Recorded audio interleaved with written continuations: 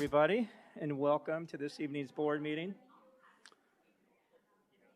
Scott will call this meeting to order at 6 p.m., straight up. Dr. Reynolds, would you mind leading us in the pledge? Ms. Pingarelli, welcome. Dr. Reynolds, would you mind leading us in the pledge? Please join me in the Pledge of Allegiance and a moment of silence.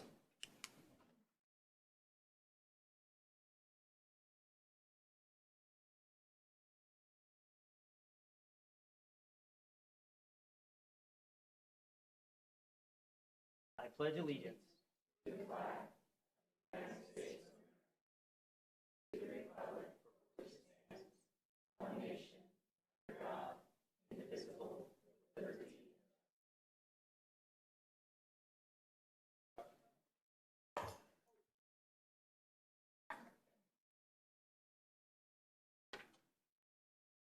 And again, welcome everybody. We'll move on to section 3.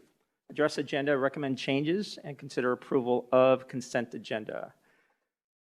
Does any board member have any changes they'd like to make to the agenda and or any consent line items that they would like to pull?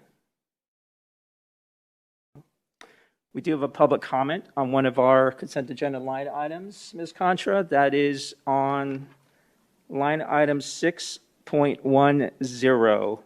It's consideration and approval of cooperative purchasing agreements and contracts for fiscal year 2021-2022. So if we can please pull that line item for discussion later on in this evening.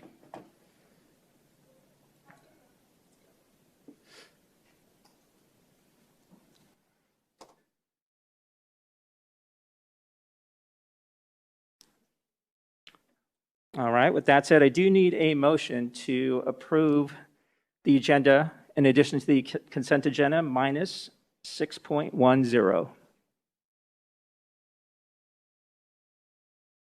I move that we approve the agenda and the consent agenda minus item 6.10. I'll second that. Ms. Contra, we have a motion by Ms. Underhill and a second by myself. Board members, please cast your votes.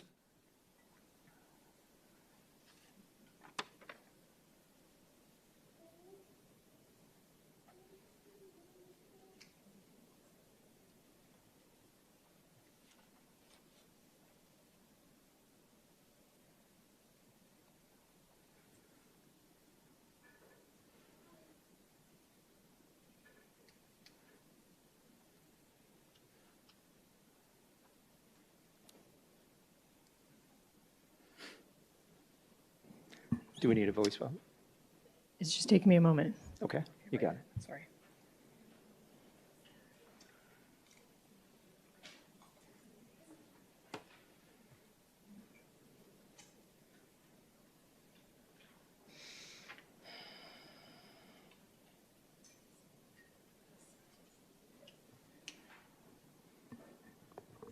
President Sandoval, if you want to do a voice vote, I'm sorry, it's taking a minute. No worries. Apologies. Ms. Contra, do you mind running us through voice vote, please? Not at all, President Sandoval. Representative Pingarelli. Aye.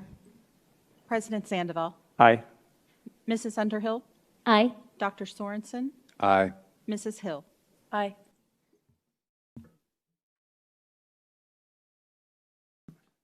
All right, motion passes 5-0. Thank you, board members.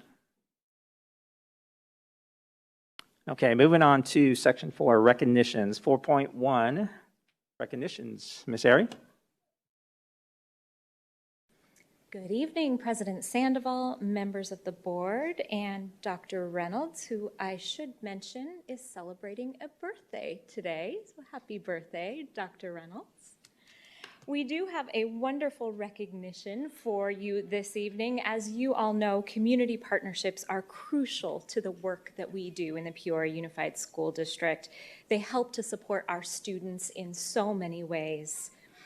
A strong example of this is our relationship with Peoria Firefighters Charities. For years, the Peoria Unified School District has proudly supported the work of Peoria Firefighters Charities through our staff, who has taken it upon themselves to participate in their annual Christmas toy drive, which serves many families in our community. Another great illustration of this partnership is through the third grade reading program, where Peoria Firefighters Charities provides rewards to our students who achieve reading milestones, which supports Arizona's Move On Win Reading program.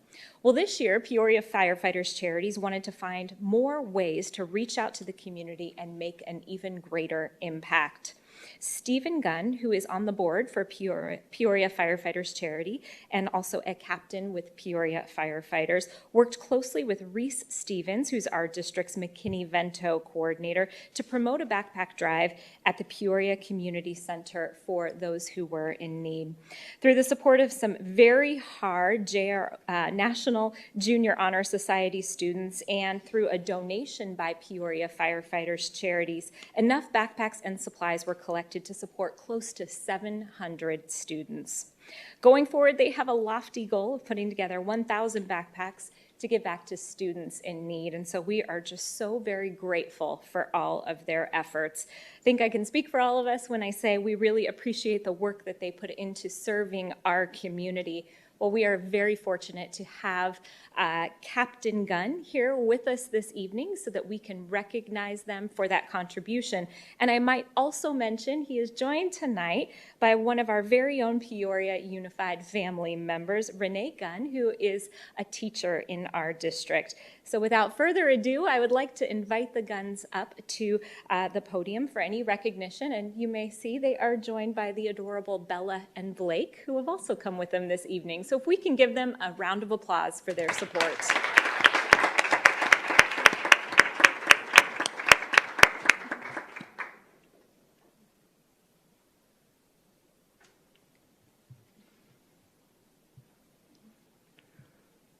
Good evening. Mr. and Mrs. Good evening. Good evening, Mr. and Ms. Gunn and children. Welcome. Board members, questions, comments? Ms. Hill? Well, I'm just so grateful for all of the commitment that you put towards helping out the community and working together with our school district, and we're just so grateful for all that you do. Thank you. Oh, thank you. Thank you. Yeah, we appreciate it.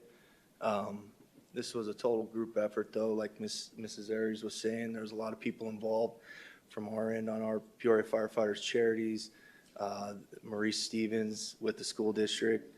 Renee had a lot to do with organization. President Sandoval came out the day of and helped hand out. This was the first time we did this, so we really didn't have a whole lot of expectations, high expectations, I should say.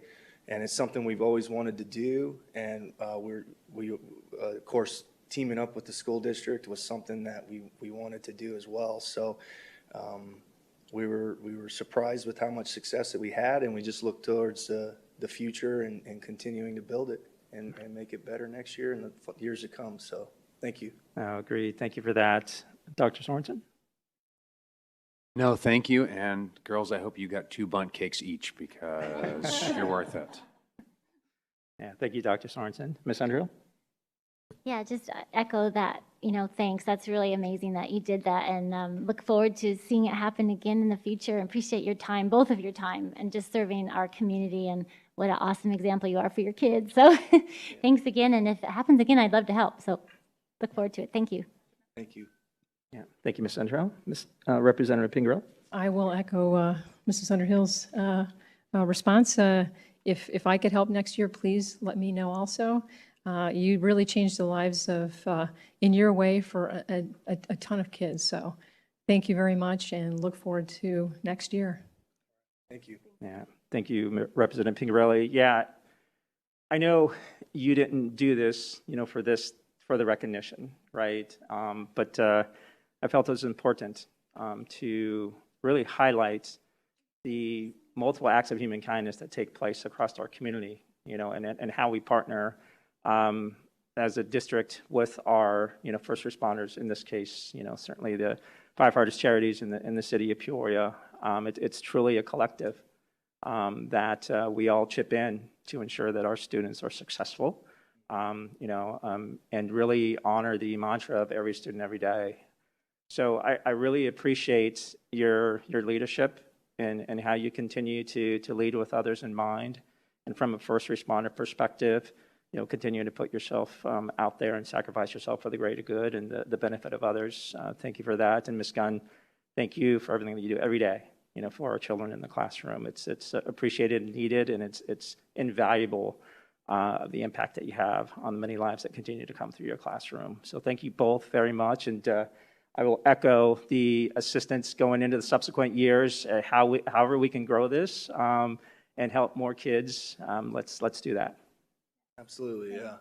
Thank you. Appreciate it. Thank you. And, from when he brought me the idea, it was just the thought of, well, I think it's really important to teach our students too. And so that's why I involved my school, and I involved the NJHS, because it was really important for me to have students realize what we need to do for our community. So that was the whole tie-in that I really pushed for when he brought the idea to me. Yeah, no, that's an invaluable lesson, without question. So thank you for that, and thank you both. Yep. All right. Of course. Thank you. Have a great evening.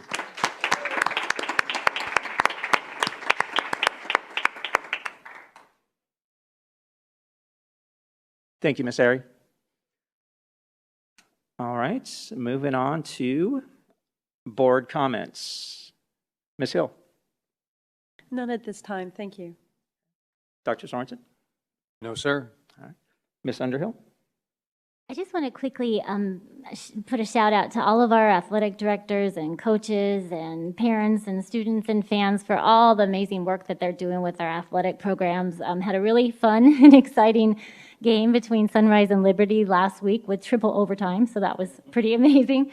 But those are just truly the events that really bring out our community and help us to shine, and that's really what I feel like Peoria is really all about. So it's great to see that happening. And I just want to really thank, especially, I know a lot of our staff volunteer for those events and that kind of thing. So just wanted to shout out to everybody and give them a vote of thanks for all those things.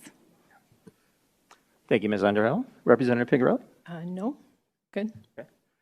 Very good. Yeah, I'd like to definitely go back to last week and really this month. I mean, it being the month celebrating arts and education, and really want to highlight Mr. Panzer and really all of our art educators throughout the district. I was here at the district office on Monday of last week, and I believe that's the correct day. But anyway, we had Ironwood Marching Band and their cheer squad and their flag line and perform for the district. And then we also had the unified arts students throughout the week. And I think Mr. Eager from Sunrise Mountain was out in his ceramics, which is great. But these programs that we have as a district are absolutely invaluable to our kids. When we talk about the arts and how it impacts their ability to think critically and even grow and encourage, right? I mean, when you create artwork, you're kind of putting yourself out there without a shield, and it's, they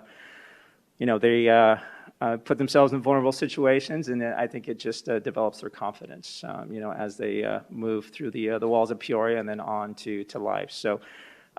Again, big shout out to all of our art educators. I think it was a great week and a great way to highlight one of the many programs that we have as a district. Okay. That said, moving on to 4.3, superintendent comments. Well, President Sandoval, Governing Board, Cabinet, and guests, that was a great segue into the fact that last week was Arts in Education Week, and we highlighted arts education around our district and on our social media accounts all week. I'd like to add that if you've not yet had the opportunity to do so, please browse the variety of visual arts in our lobby that is on display now and will remain there until October 15th.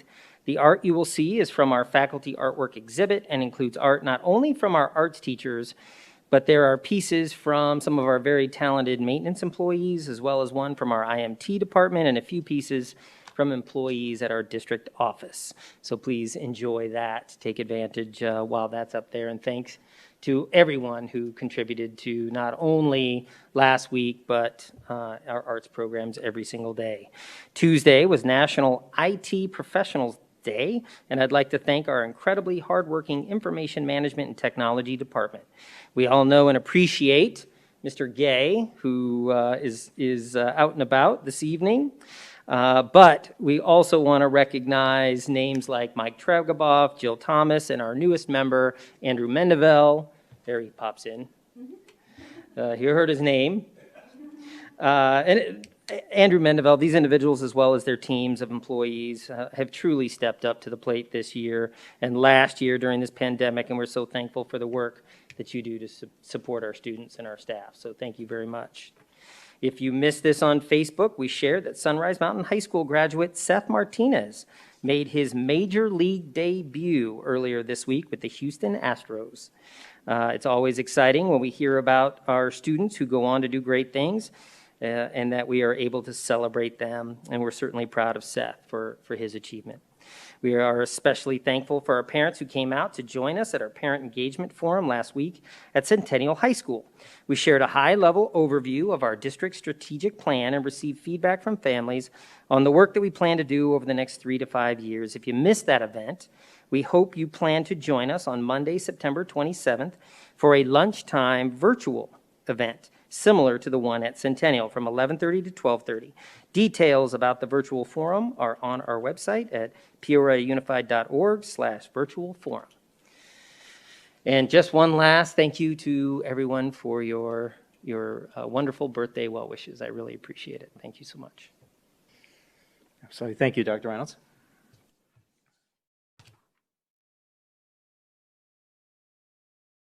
Okay, moving on to Section 5, Public Comment, Request to address the Governing Board regarding matters not included on the agenda. Little housekeeping. The Board President shall keep control of the meeting and require the speakers and the audience to refrain from abusive or profane remarks, disruptive outbursts, applause, protests, or other conduct which disrupts or interferes with the orderly conduct of the business of the meeting. Personal attacks on board members, staff, or members of the public are not allowed.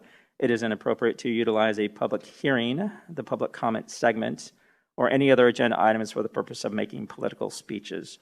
Engaging in such conduct and failing to cease such conduct upon request of the presiding officer will be grounds for ending a speaker's time at the podium or for the removal of any disruptive persons from the meeting room at the direction of the board president. That said, we will have our same format. We'll spend 30 minutes on public comments, 3 minutes per individual, and Dr. Riddles and team will respond to those questions, concerns, comments, etc. As appropriate. Okay. That said, our first public comment comes from Miss Becky Smith.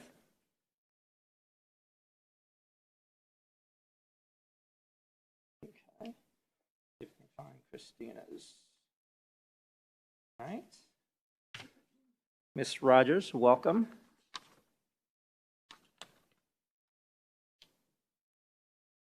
Okay, hello everyone. I'm here tonight to give you just a little insight into what I'm dealing with personally with my child.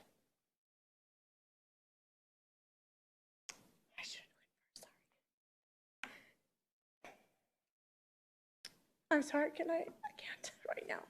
Can I? Absolutely. Better? Sorry. Yep, absolutely.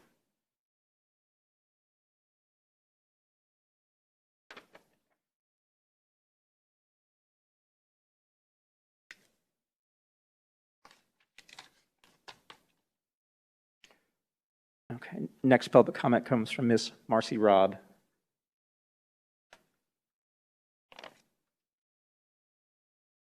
Hello, happy birthday, Dr. Reynolds.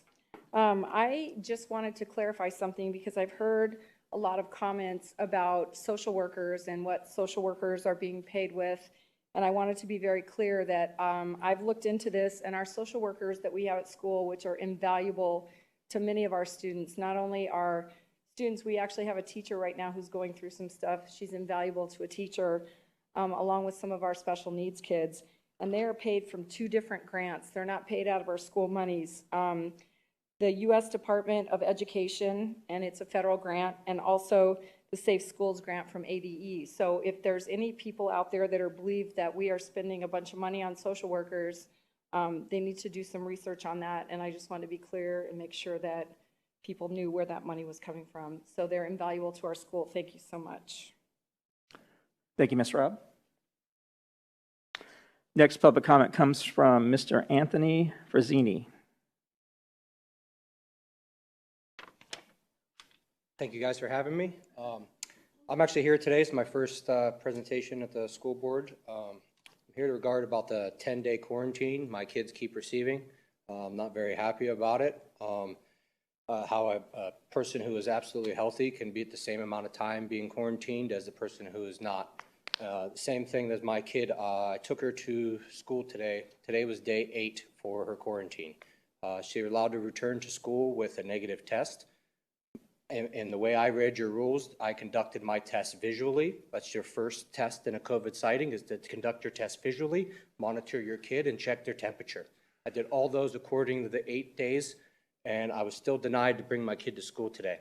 When I got to school, the teachers called me back and said that my kid cannot come to class, you need to come pick them up. I told them I will not come pick my child up. My kid needs an education. She deserves to be there. They then told me that they're going to call somebody and make me get my child from school. I called Glendale Police Department today, and Glendale Police Department was at Pioneer Elementary. Went there with the sergeant of the Glendale Police Department, and basically what the Glendale Police Department sergeant told me is, I cannot get in any trouble for bringing my kid to school. So I will continue to bring my kid to school if they're not sick. I'm not saying if they're sick, don't bring them. I'm saying if they're sick, 10 days is way too long to keep them out of school. These kids need an education. If they're not sick and haven't been sick the whole time, you should reevaluate how you're doing your quarantining. It's not fair. My kids are straight A students, are now receiving Fs. When they get an F on the report card, which then again is not fair to the kid to get an F, they should get missing or incomplete or something along those lines. It's a better way of doing that. I addressed that with the school once, and it did get fixed a little bit. So I'm hoping that fixed. Another thing I want to touch on, I have a minute left, school lunches. My kids are getting school lunches. The board says hot dogs are what's for school lunch today. By the time my kid gets to the school lunch line, hot dogs are no longer available. My kid may not like that other option. And this has happened multiple times. So I think both of those things need to get addressed. And also in my last 45 seconds, I want everybody that's watching, if your kid isn't sick, bring them to school, because when there's going to be 10 kids in the nurse's office, my kid had to sit in the nurse's office all day today with no desk. My had to sit with her paper in her hand and write on her hand to write the paper. That's what she was required to do. Another kid had a headache, so the lights are off. How's my kid supposed to learn? She's not. Get these kids in school. Thank you. Thank you, Mr. Frazzini. Next public comment comes from Ms. Heather Rooks.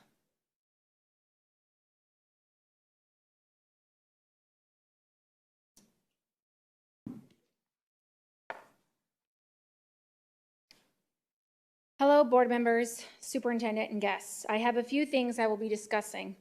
First, I was appalled when a parent sent me a questionnaire that their freshman at Sunrise Mountain High School was told to complete by their English teacher.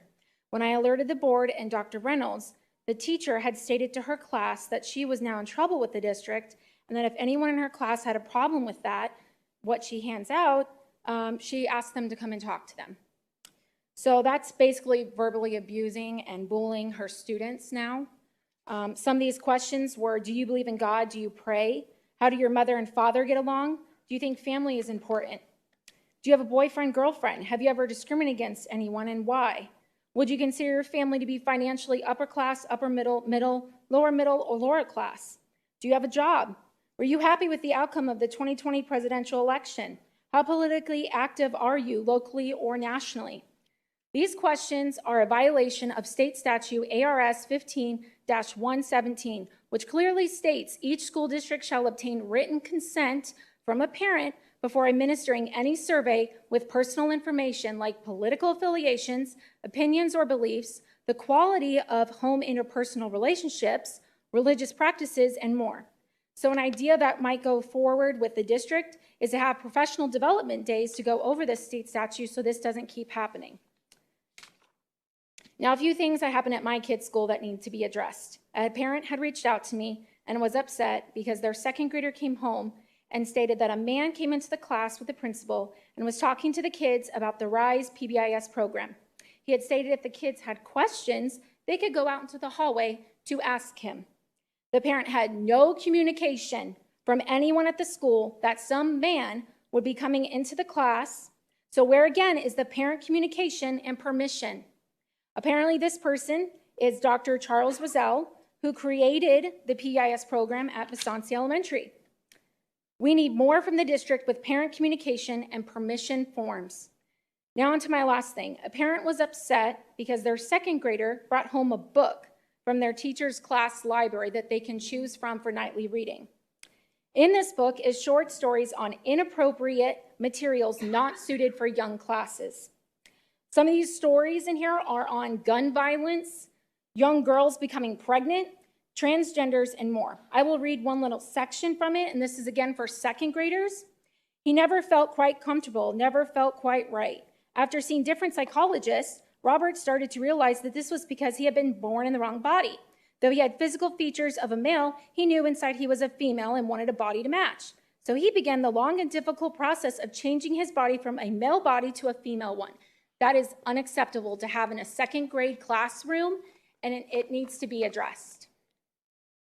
Thank you. Thank you, Ms. Rooks. Next public comment comes from Ms. Jody Brackett.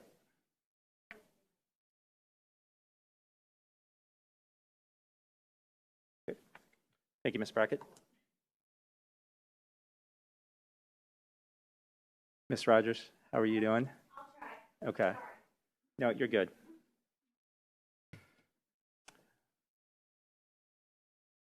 Okay. Hello, everyone. I'm here tonight to give you just a little insight into what I'm dealing with personally with my child. First of all, my son is an A or B student. He has been an A or B student his whole life until last year. Last year was rough, really rough. We left with a lower GPA, barely learned anything, a short ball season, no wrestling season, but we made it through, so I thought. Then this year started, and the real damage that happened last year showed its ugly face. My son has attended about 1.5 weeks of school this semester. He's refusing to go. We have family, friends, counselors, all trying to help him. We've even reached out to the school.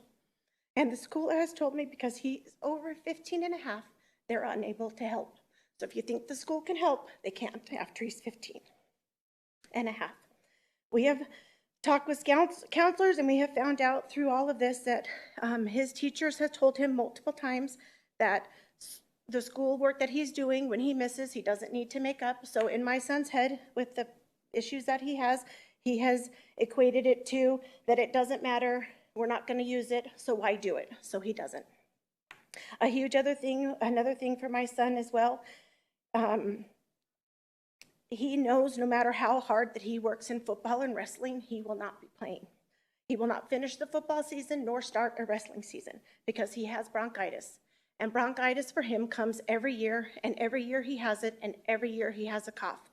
And with that cough, because it is a COVID symptom, he cannot play or participate. So my son, who loves football, who loves wrestling, cannot participate. So now he's chosen not to go to school because in his head, no sports, no school. So the adults in this room have put him on a downward spiral that we are desperately trying to stop. Luckily, my son is 4 credits ahead in school. I know a lot of kids aren't as fortunate as he. So him losing this semester is not going to harm him. Fingers crossed, God willing, he will still graduate on time. We have, but for us, the bigger issue is just the depression that he is in right now. So I just want you guys to know as teachers and as board members that I hope and pray that you put your personal beliefs, political beliefs aside and remember the oath you said to withhold when you took these positions and the Peoria School District model for success. Every child and put them above everything else. I have faith that you will do the right thing. And I'm sadly no longer enrolled in Peoria School District. I pray to God that we will be back soon. He is online now and he's getting a job because he feels like he just wants to graduate and get done, which breaks my heart because he needs to be in school and he needs to be around people because my son is a social person and now he stays in his room and sleeps all day. So please think of him when you're making the decisions that you make. Thank you, Ms. Rogers.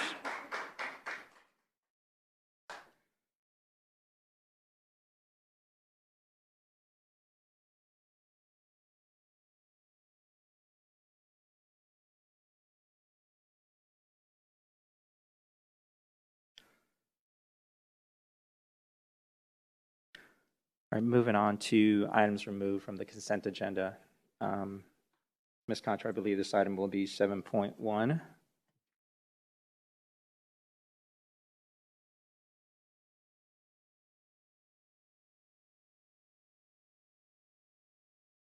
Do I have that right? Yes, President Sandoval.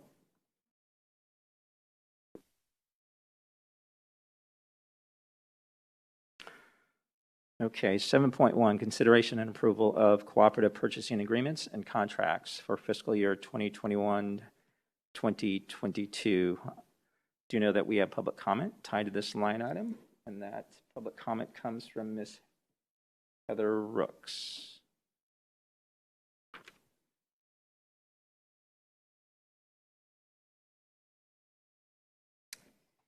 All right. Hello again, board members and guests. On the cooperative SAVE contract, the education software and programs listed, they have again the Cengage and Gale, which I had discovered a couple months ago, still had access to articles on inappropriate materials and even porn websites. I did email the curriculum team after this came up on the agenda, wanting to view some of the ones listed at the district office. Ms. Marla Hobbs reached out to me on Tuesday this week, September 21st, stating that I already seen 2 programs at a previous meeting. And the other programs that are on the list are only site-based purchases, so they don't have access to get onto the platforms. All of the programs, though, she stated, were previously vetted by their team. First point I would like to touch on is this contract. How are parents able to view the online programs before they are brought to the board? Especially if the curriculum team can't provide access to the resources. I don't care what school it is. Why can't we see it? And we only had 4 days to schedule a time at the district office to view a contract with online programs.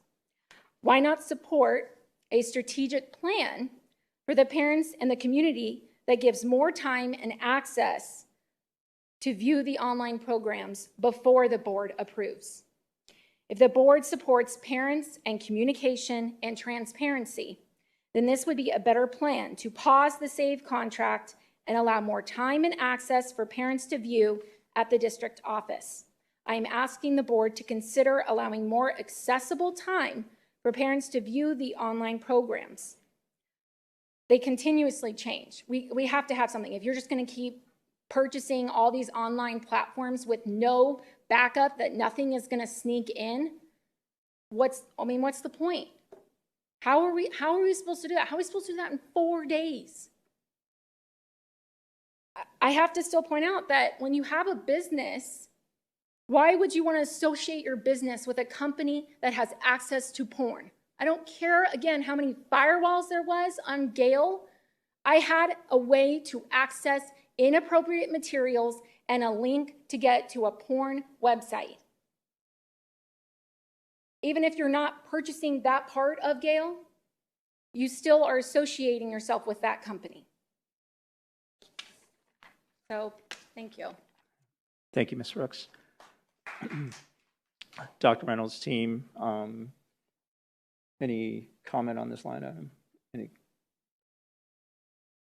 Does the board, we have our team here to answer any questions that the board may have. I know Dr. Bell isn't present,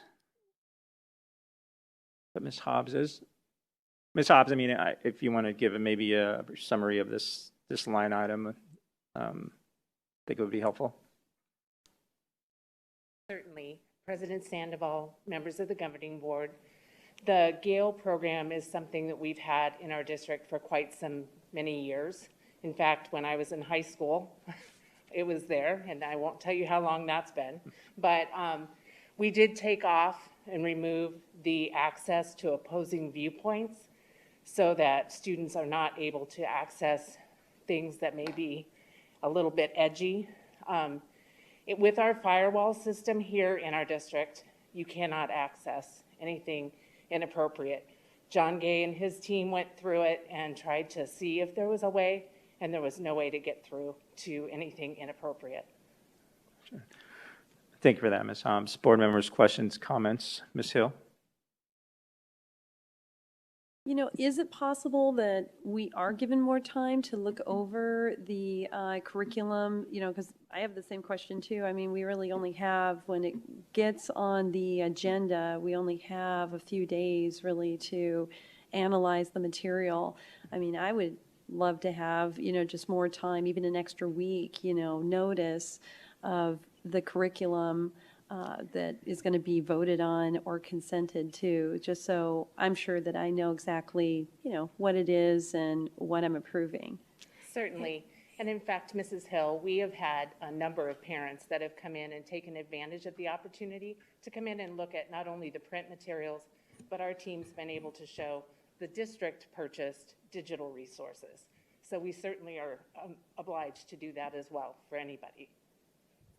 President Sandoval, I think Ms. Myers has a input. Yes, thank you very much. President Sandoval, Representative Pingerelli, members of the governing board. If I may, this agenda item is a renewal of cooperative contracts that have been previously approved by the governing board as part of the work that the district does using cooperatives to procure certain materials.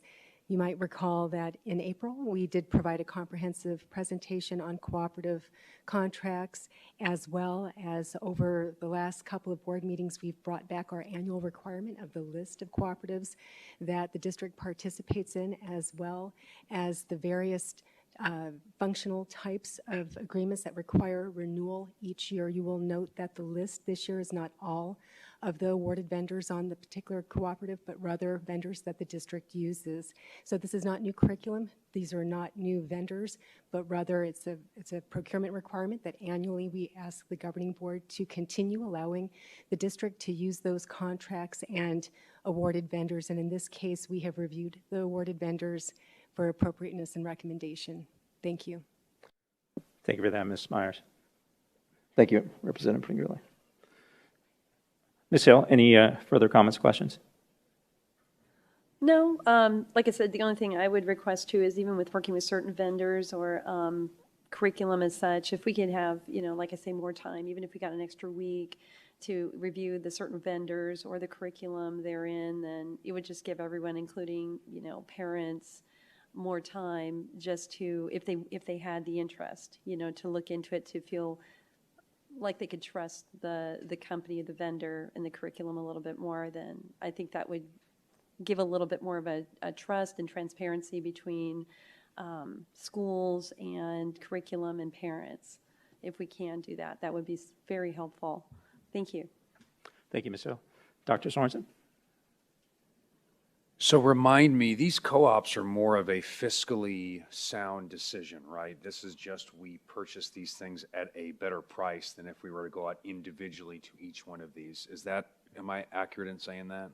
President Sandoval, Dr. Sorensen, members of the governing board, there are certain dollar thresholds that the district must adhere to obtain quotes, written quotes, or in the case of purchases at $100,000 or greater, we need to do our own request for proposal, invitation for bid, or participate in another appropriate state level or national cooperative, which might include another school district being the lead district issuing an RFP, or an organization like One GPA or Mojave, where they do a majority of the procurement due diligence. And so by participating in these cooperatives, we're meeting our requirement for purchases of $100,000 or greater.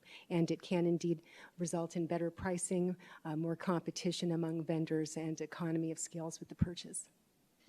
Okay, thank you for that. I know being fiscally conservative has been brought up on this board, so I'm glad that that's an area that we're touching. And just to reiterate, parents are able to view these things if they want to come in, correct? Yes, you're right, Dr. Sorensen. Okay, thank you. Thank you, Dr. Sorensen. Ms. Underhill? I don't have any comments at the time. Thank you. Thank you. Representative Pingerelli? So you say that they can review, Mrs. Rooks had said that they couldn't. So I guess once we approve it, then the parents can look at it, or? Well, Mrs. Pingarelli, if you recall, when we did our ELA core adoption, we allowed all the vendors that were finalists for parents to participate and review. Once an item is purchased, if parents want to come in and continue to review that, opt their child out of a certain lesson, they certainly can do that. Some schools purchase out of their site funds additional materials that go through a vetting process. And the vetting process is that it comes here to the curriculum department, and our department looks through it, makes sure that it's appropriate. We either get a demo account or they come and do a demonstration. From there, if it's on the supplemental list, a school can choose to purchase something separate and apart from something that the district purchased. So what will happen if the board approves it and then there's something that's inappropriate that is found after the fact? We would work with the company. There was one thing that, a free resource that lots of teachers had used that we were able to shut down certain portions of it. It was a free resource that teachers were using, but when it came to our attention, that was something a little, I would say, edgy and a little borderline, we were able to shut that part down. All right, thank you. And Mrs. Pingarelli and members of the board, Representative Pingarelli, if I may, the approval of the noted vendors this evening on this cooperative is not a requirement to use those vendors for the entire year. It's just approval to use them as deemed appropriate. But if for some reason administration would determine throughout the course of the fiscal year that a vendor should no longer be used, they could subsequently stop using that vendor. Thank you for that. And thank you, Representative Pingarelli. And President Sandoval, just to jump in, if as parents are reviewing it or students are using it at home, those kinds of things, if there was a concern that they would contact you directly? Absolutely. Thank you. All right, thank you for that. Ms. Hobbs, just a quick question. So you mentioned that one of the vendors has been around since forever. you're in high school. Can anybody talk a little bit about, knowing that this is a renewal, but talk about our due diligence that we go through prior to going through these renewals on an annual basis, right? And how we vet even those vendors that we've have had in partnership, for many years. Certainly, President Sandoval, we go through all of our vendor materials with a fine-tooth comb. Now, for example, Discovery Education, which is was purchased through ADE, but something that our teachers are using. It has hundreds of thousands of articles, but our team, as they go through and upload certain resources to our curriculum area in SchoolNet, we make sure that those are completely crystal clear and vetted. But certainly if a parent had a concern and brought it to our attention and we agreed that it was something that was inappropriate, we can work with that company. All of the companies now understand that curriculum is definitely something parents are interested in, as well they should be. And so they're doing a very good job working alongside of us to make sure we do our due diligence, but also that they're working with us to be able to shut certain pieces of this down. Sure, no, agreed. And I absolutely agree that our parents are another set of eyes and ears, right? Looking at, in this case, some of the resources that we have for our classrooms.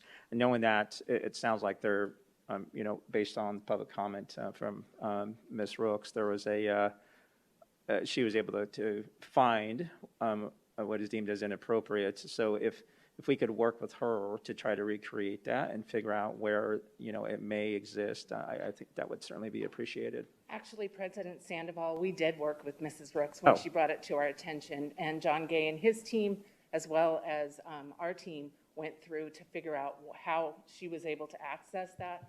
And it was not accessible through our firewall system here. But if you do go to a public library that doesn't have those firewall and securities, you certainly could access that. And we also shut down the opposing viewpoint portion of the Gale program. Got it, perfect. No, thank you for that. Really appreciate it. All right, board members, if no further questions, comments, I do need a motion to approve 7.1, consideration and approval of cooperative purchasing agreements and contracts for fiscal year 2021, 2022. I move to approve 7.1, consideration and approval of cooperative purchasing agreements and contracts for fiscal year 2021 and 22. I'll second that. Ms. Contra, we have a motion by Ms. Underhill and a second by myself. Board members, please cast your votes.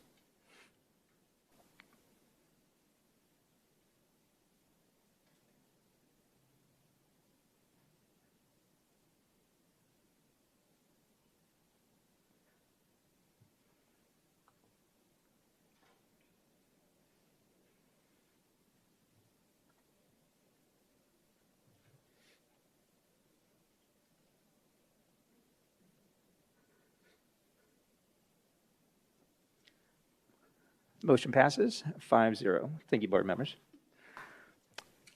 Thank you, Ms. Ops. All right, moving on to our action items. Section 8, 8.1, Superintendent Performance Goals for the 2021-2022 school year. We do have, I believe, we do have public comment tied to this line item. So our normal procedure is we'll allow district to present, listen to public comment before we get into board members' questions and comments. Dr. Reynolds? Thank you, President Sandoval.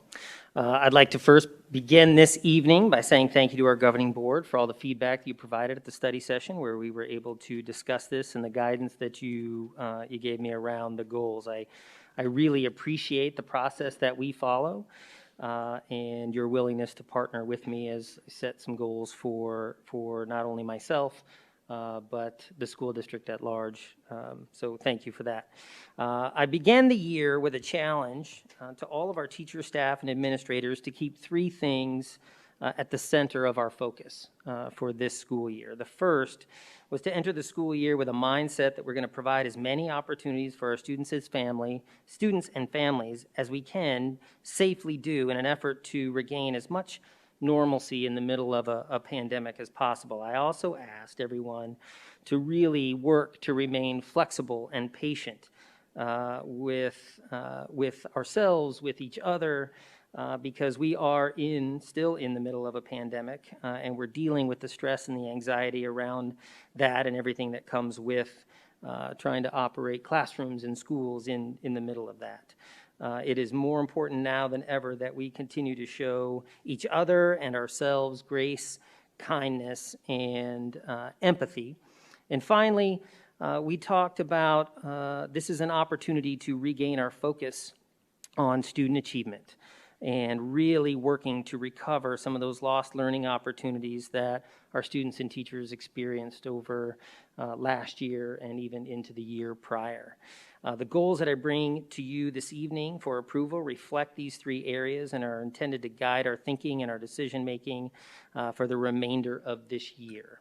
So there are four. Let me just touch on them briefly as you've had an opportunity to provide that feedback. Goal number one is designed to measure our academic success as it relates to the assessments our students take. There's a focus on growth and proficiency, and these goals areas were set based on realistic expectations. And what's important is that it's focused on a multi-year approach to recovery. We are not asking our students and our teachers to recover overnight. It's an opportunity to look at a multi-year approach to that recovery. It's also important to understand that there are some challenges, as we talked about with these data sets, due to inconsistencies with the assessment themselves and also with the interruptions that we continue to experience as we proctored the test in the past and as we work with our students right now. It's also important that we remember that we are still navigating the challenges of this pandemic, and our teachers and students, although working incredibly hard, they're still experiencing interruptions to their learning, as we've heard earlier this evening.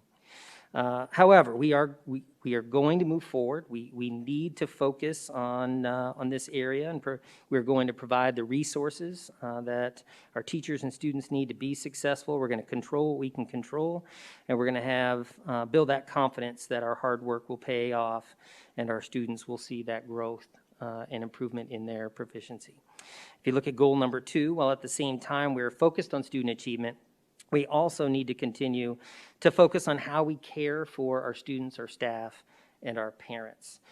To measure our success, we are going to utilize our stakeholder survey results. We're going to measure how different groups perceive the quality of their schools and if they feel known, valued, and cared for.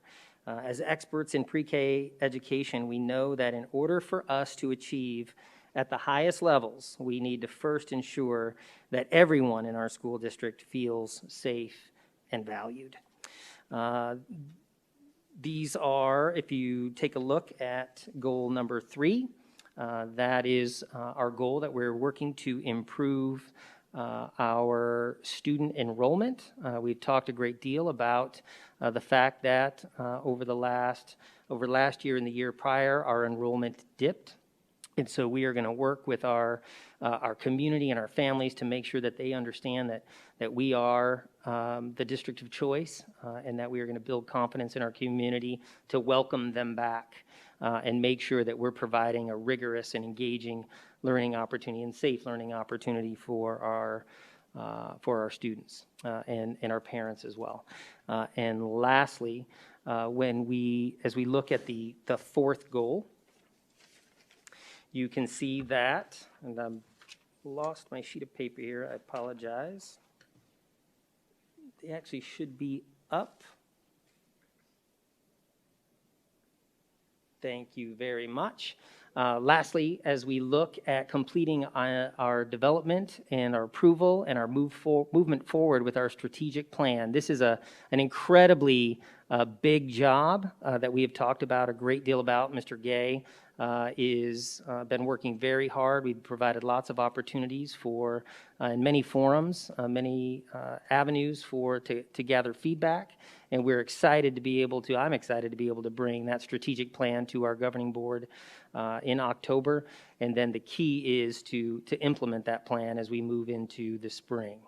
So we continue to navigate some very challenging times, but it is absolutely important as we look at these 4 goals, when we talk about our academic achievement and we talk about our opportunities to continue to build relationships with our parents, our students, and our teachers and staff, as well as our focus on welcoming back students to our school district and really putting effort into again, building that enrollment and making sure that our families know that we're here to support them regardless of what choices they made for their learning during last year.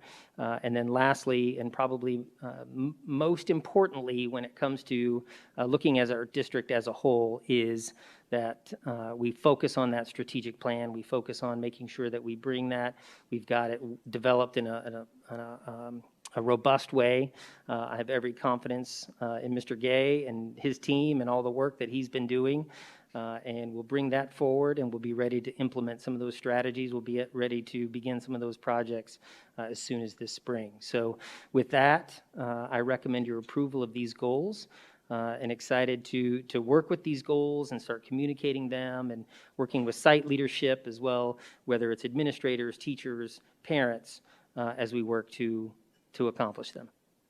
Thank you. Thank you, sir. Okay, we do have public comment tied to this line item.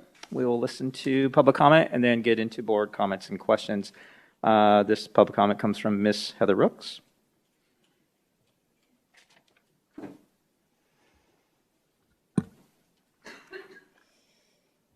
All right, yes, hello again, board members. And with the superintendent goals, I know he talked a lot about what their strategic plan looks like, and there was an event on that for parents, so we appreciate you hosting that for everybody.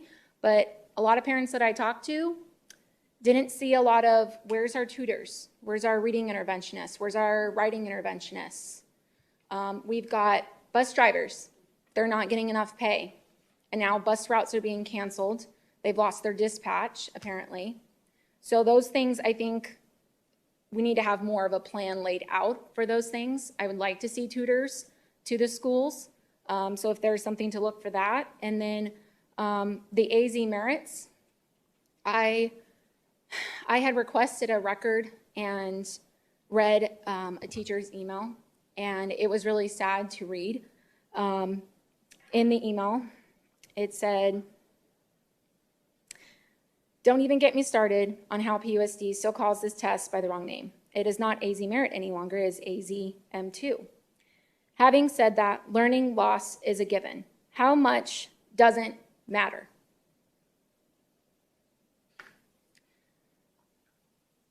That's kind of hard to read, of how much doesn't matter, how much learning loss, because I see my 5th grader who is struggling with math, and he's trying every night. He is so organized about doing his schoolwork. So with your superintendent goals, how do you plan to build those goals for us to be able to trust what is being said behind closed doors? Because the stuff we're seeing, it seems like something else is going completely the opposite direction than the Peoria district that I grew up in. And you scrolled pretty fast down to the bottom of the slideshow or the PowerPoint. We need to be focusing on the academics. That's where we need to put the focus back. These kids are failing. I mean, the quarantining nonsense, they're failing their classes, they're struggling, and they just don't care anymore. It's that I need to see more of that in the goals, Dr. Reynolds. I want to see more of a breakdown, and I know you're going to be presenting it back in October, I believe is what you said. I want to see more community of parent meetings like we did last Tuesday, because I can tell you parents that were there, they didn't feel it. They did not think that it was a good plan. They want to see tutors. They want to see more academic support. So I just wanted to clarify on some of those things that were just kind of popping in my brain. And I appreciate you guys letting me speak. Thank you, Ms. Ricks. Ms. Contra, as we go through board comments, questions, would you mind bringing up the attachment, please, again? President Sandoval, our Land Tech, Christian, is bringing up those documents. Perfect. Thank you, Christian. Appreciate it. Okay, board comments, questions. Ms. Hill? You know, I guess I just wanted to ask you on the district-wide goals, at the very last bullet, it mentioned college and career ready index from 19.6 to 20.0. Is that it's not a percentage, so can you explain maybe what exactly that is? I guess I missed that when I was reviewing, since I unfortunately had to miss the meeting. No, thank you for that question. So the College and Career Ready Index is a point system that is awarded from the State Department. It's out of 22, and it is made up of a variety of different data points throughout that our high schools meet. And so that is a goal area for us to increase in all those different data points to ensure it's kind of an overall label for our high schools in general. Okay, so then you said it goes up to 22 points. So if we're going to strive for 20, what is the average for most schools in general? Are they around the 20 or are they around 22? Seems like we're close to 22, which is shocking. So I'm just trying to figure it out. Are you referring to our high schools or high schools in general? Well, I guess it says College and Career Ready Index. So that is an average of all of our high schools. Okay. And but I was just wondering, when we're looking at districts outside of PUSD, are they also around 20 or? I can't answer that this evening. Okay. I do know that we do well. We do very well in this area, and you'll notice that it's a small increment there because it is hard to move that number forward. Yeah, that's what I was thinking. I mean, it's actually pretty high. So we're basically already doing okay as far as that particular area, which is good. So as far as just getting kids out the door, career ready in some capacity, trade school, college, whatever that looks like. Right? Absolutely. Okay. And again, the goal is to be in a continual improvement model, right? So we're going to constantly be looking for those. Okay, thank you. Thank you, Dr. Reynolds, and thank you, Ms. Hill, for those questions. Ladies and gentlemen, if I want you to be able to collaborate and have conversations in the audience, but if you can just keep the volume down a little bit, just giving everybody the opportunity to hear what is being said. I appreciate it. Thank you. Dr. Sorensen, questions, comments? All my questions were addressed at our last session, and I just appreciate the quantifiable, measurable goals, right? These goals are to measure the plan, right? I don't think the plan are in the goals, right? It's your job to develop the plan and the people to accomplish these goals. So we will evaluate, part of your performance based on these goals. So I appreciate these goals more than last year because I think they're clear, they're precise, they're time-bound, and they're measurable. So I appreciate it. Thank you. Thank you, Dr. Sorensen. Ms. Underhill. Yeah, I would agree. My questions were also answered at the study session.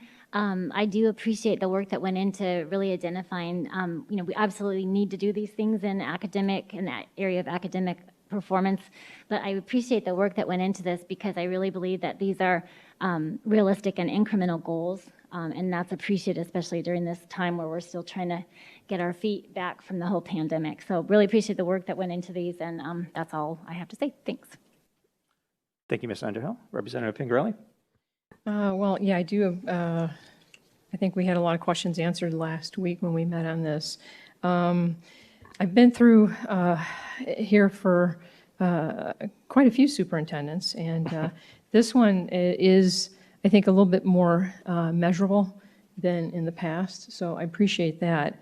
I know during our conversation last week, we talked about the district-wide goals. And you had told me that the numbers reflect that it's going to take us 2 years to come back to pre-COVID testing. That is our plan. Okay. And you said that was even going to be a stretch. Well, based on this progression, if we hit these goals, we would be on track to do that within 2 years. 2 years. Okay.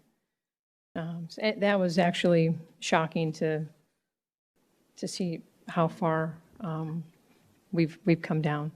Yeah, I think it's, when we think about it, and we've talked about this quite a bit, but when you think that as we look back a year and a half, and that our students essentially missed an entire semester, the fourth quarter of, let me get the years right, the fourth quarter of 18-19, so the fourth quarter of 18-19 and the first quarter of 19-20. That was an entire semester where they were learning from, especially that fourth quarter of 19, where they were learning from home, and we were trying to figure it out. So our teachers are doing a remarkable job. I think it's important to recognize how hard they're working and how much they're focused on this, and really working to try to recover some of those gaps that. In a normal situation, the gaps in learning from one student to another, might be difficult in a normal situation.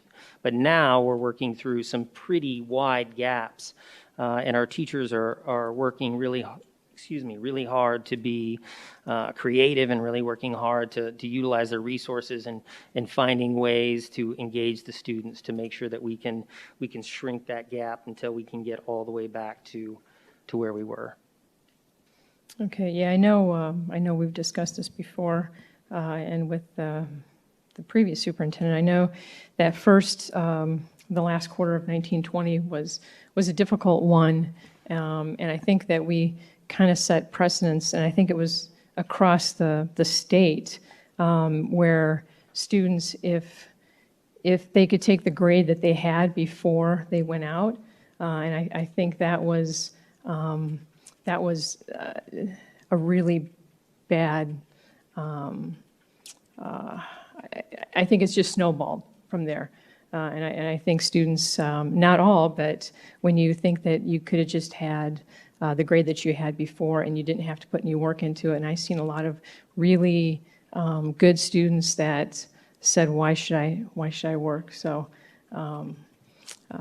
so with that said.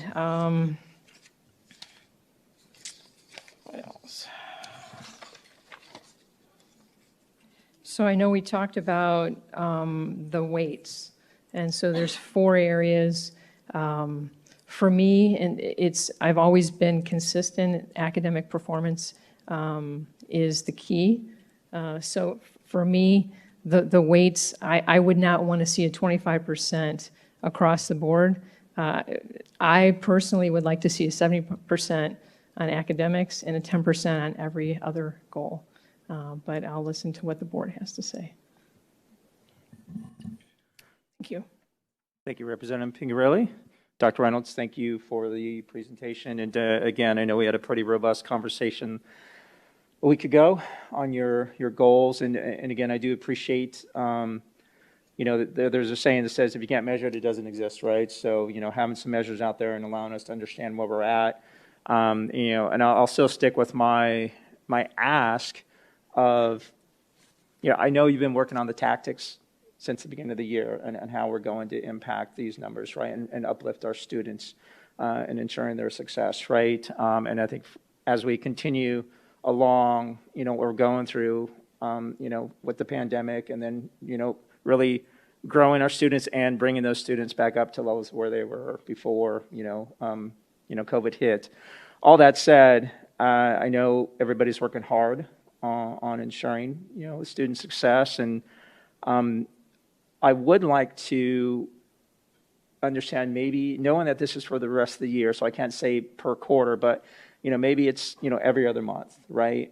Where there's just updates on how we're doing as it relates to some of these measures, right? I think for me, and the reason I ask that is to understand how one, we as a board can support what is going on throughout the district to meet these measures, where we need to adapt, right?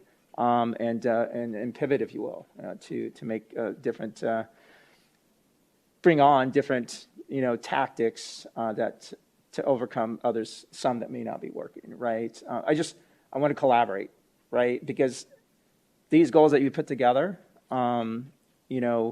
impact lives, right? It's 37,000 plus, that we're responsible for, and to be a partner in how we reach these goals as a team. So again, thank you for the conversation last week, and I think as we have these, whether it's every 2 months, whatever that looks like, I think it's also a good opportunity to show some of the tactics that are out there that are working, where our community members will appreciate understanding of what we're doing to uplift our kids. All right. So thank you again for that. Representative Pingarelli, did you have further comment? Yes. Sure, go ahead. And just on the survey, so with President Sandoval's remarks, is the survey then conducted at the end of the year, or, so I mean, it's not something you're going to be doing that probably won't be done every couple of months to see where. Yeah, yes, it could be problematic to, well, it's not problematic, we give that survey once a year. Now, having said that, I can give updates on the things that we're doing to improve in these areas. And when you look at the strategic plan, obviously that's, you'll be tracking that along as we move through, and you'll get enrollment reports as well. So we can do some of those things when it comes to our year-end assessments. Those are assessments that we give in the spring, as well as the survey and the satisfaction survey. So, but again, I can absolutely provide you updates on the things that we're working on. To improve in those areas. Representative Pingarelli, thank you for bringing that up. No, you're absolutely right. I think for me, there are some areas, Dr. Reynolds, like you just stated, that we can take a look at, but some of these areas that are more qualitative, if you will, in and around, kind of the culture, right, and the climate of the district. I think some assumptions can be made, right, because if that top section is moving in a direction that we've set as a goal, the assumption is that some of these other measures or some of these other areas, goal areas, are also moving at a forward pace as well.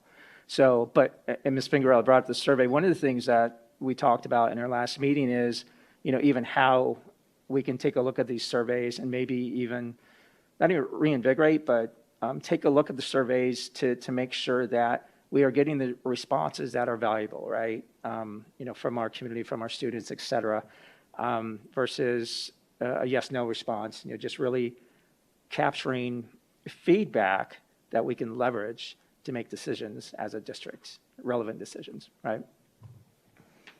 Yes, and as we talked about in the study session, we have a plan this year to evaluate those satisfaction surveys, take a look at them. They're, as I came into the district and took a look, they're lengthy. And so we've got some opportunity to, as we can talk about, continually improve in areas. I think we've got an opportunity there to improve as well. Yeah. Thank you for that. Representative Pingerelli? Two more Sure. questions. So they're done in-house then every year? The surveys? Yes. Okay. Mhm. And then, Ms. Airy, could you just kind of give me, I know about how many people respond to the surveys? If you have an estimate? Thank you for that question,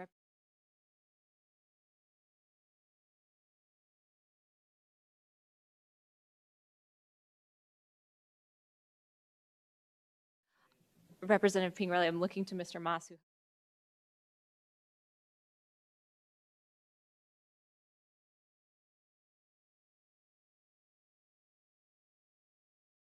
I guess my thing is, do you get enough response back to actually have a real good feel for the community? Okay. Mr. Sandoval, Representative Pingerelli, yes, we're probably in the 5,000 or 6,000 range of parents. We're probably in the 10,000 or 11,000 range of students. And staff, we're probably in the 60%, 15, 18, 2,000, right in there somewhere to get enough. And we hold them open until that's the case, so we won't close them until we're getting a number that is representative of what we're trying to accomplish. Okay, thank you. Mr. Moss? In addition to the question on the number, it would also be interesting to understand the mix of the respondents, meaning throughout our district, right? From, downtown, Peoria to the northern sector of our district. Mr. Sandoval, we do track that information. It is one of the questions that's on the survey, is at what school does your children attend? And that gives us the opportunity to track to see that we get a representation of all the schools as it goes through. We do track those responses, and then we reach to the principals to say, we're low in your area. Can you reach out to the parents? Can you send something? We don't tell them they have to do it, but again, we give them some sort of we put a link and we ask the principals to send something that says, hey, there's a link here, please go out and take this survey, parents, staff, students. Students is 5th through 12th grade, and it's done through a class period, so we do it specifically to get their feedback directly. Perfect. Thank you. Any other board comments, questions? No? Thank you, board members. Thank you, Cabinet. Dr. Reynolds. That said, I do need a motion to approve superintendent performance goals for the 2021-2022 school year. I'll move that we approve 8.1 superintendent performance goals for 2021-2022 school year. I will second. Ms. Contra, we have a motion by myself and a second by Ms. Hill. Board members, please cast your votes.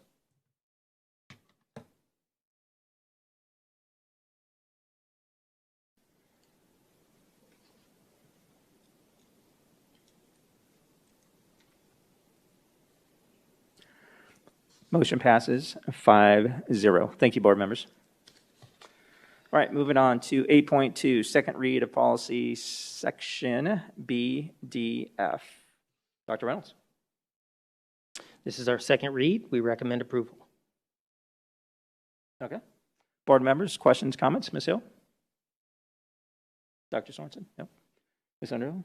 Representative Pingerelli? Okay, I don't either. All right, I do need a motion to approve 8.2, second read of policy section BDF. I move that we approve 8.2, second read of policy BDF. I'll second that. Ms. Contra, we have a motion by Ms. Underhill and a second by myself. Board members, please cast your votes.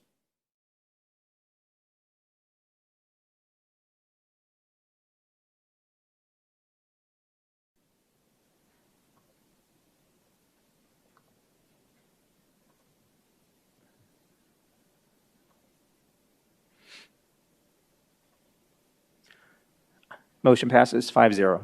Thank you, board members. Moving on to 8.3, second read of policy section JFB. Mr. Gay.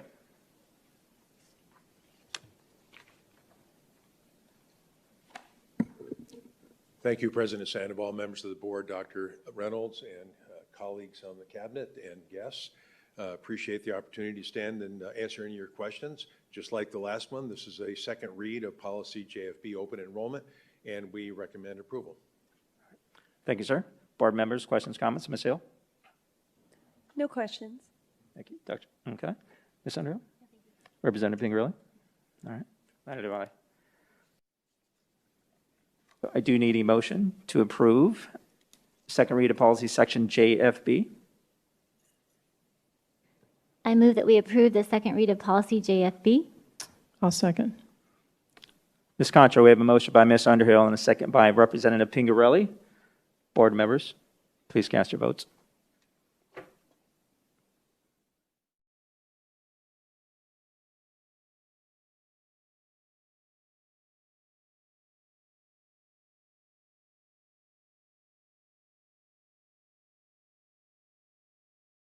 Motion passes 5-0. Thank you, board members.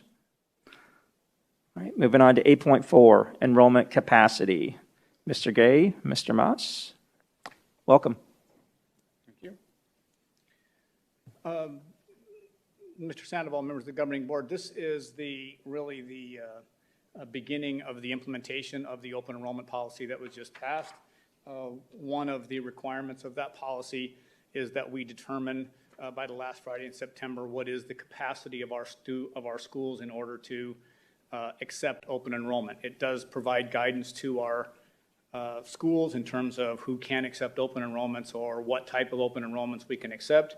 And one of the important pieces to this is that this is just a single year decision, and I will repeat that for you. It's just a single year decision. So if we see what happens later or we worry about what happens in 2 or 3 years, we always have the opportunity to make a different decision next year.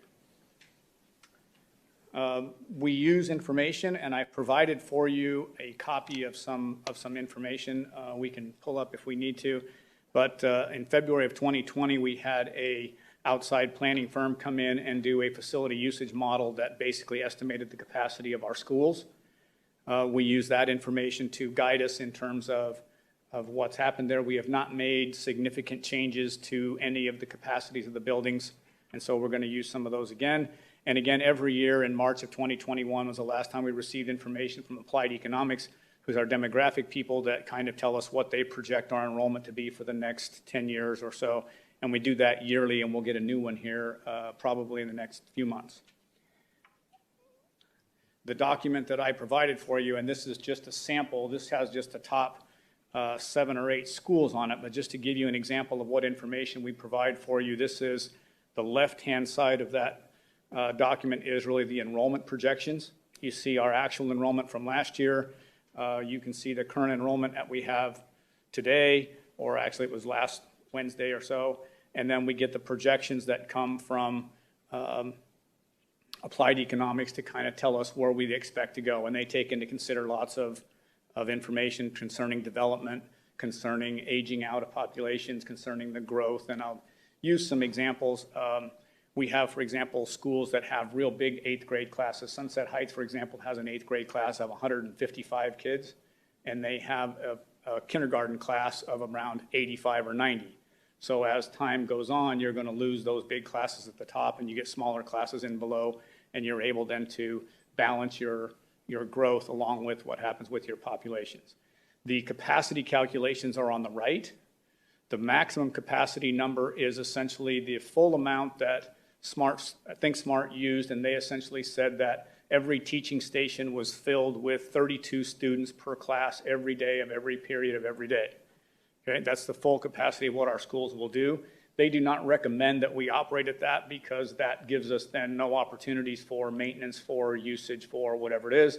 And so the rec capacity there is actually their recommended capacity, which is approximately 85% of the maximum capacity. The next line or the next column over there is actually, we have some schools that host some specialized programs that we know will never reach 32 students per class. Example, we have self-contained special education classes. We have some preschool classes that have special needs students that we always have caps on around 8 or 10. And so we make an adjustment, a secondary adjustment to those schools that have those programs. And that's what that SP, that would be special education or preschool capacity. So we reduce there. So when we're comparing, we're really comparing the special ed or preschool totals against the enrollment, the current enrollment, and the projected enrollment for the next 2 or 3 years to determine if we actually have capacity in our schools as we move forward. If we go to the next slide, what I pulled out here is the schools that were anywhere close. None of our other schools really were anywhere near capacities as we go through the process. And these 4 are probably the ones that are the most closest to being at capacity or could be even over capacity at the current time. And so we make those comparisons. We looked at Lake Pleasant. You can see it's 1115 and their actual capacity is 1193. Park Ridge 888 compared to the 963. These are really the ones that were over. Sunset Heights is over. And based upon what we see there, Estancia 1073 with 1150. And the thing about Estancia, it appears, and again, based upon the development, it appears that our projected enrollment actually stabilizes in that area. What really happens is happening in that area is Lake Pleasant is getting all the growth. It's all growing outside of the Estancia core. It's expanding around the outside, and that all feeds to Lake Pleasant, and that's why Lake Pleasant, you see the big growth that's occurring in that area.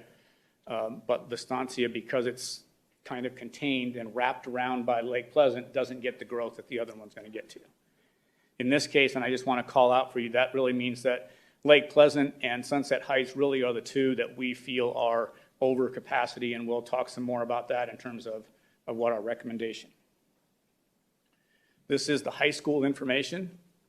And again, the left side is the enrollment and the enrollment projections for the next 5 years, where they are currently and what's happening. You can see I've highlighted in red Liberty. I do want to talk a little bit about the capacity calculations on the right. The maximum capacity is, again, 32 per classroom in every classroom for every class period. They make a recommendation of 75% of the time because we use block scheduling. They say that these essentially should have one class period open. Every period should be, every classroom should be open 1 period a day. We think that number is incorrect. We don't operate our schools that way. And so we probably have 1/8 of our classrooms open every period because we do use the classrooms more than just every period. So we kind of get along there. And that's why that third column, the recommended 87.5, that's really the number that we feel that we operate our schools at, as opposed to the 75, which was recommended by Think Smart. Again, we make an adjustment for special education, and you can see that Liberty makes an adjustment, Ironwood makes an adjustment, Sunrise Mountain makes an adjustment, and those are for, again, self-contained special education programs that have much smaller class sizes than the 32. Okay, so based upon this information and the application of the policy, we look at other areas to make sure and kind of look in terms of what's going to happen shorter term, and Liberty and Lake Pleasant is probably the biggest example of this. They are growing as fast as we can build houses. We've had conversations with people. We expect that they will be at capacity in the next few months. Even here, we're getting more and more students in that place there.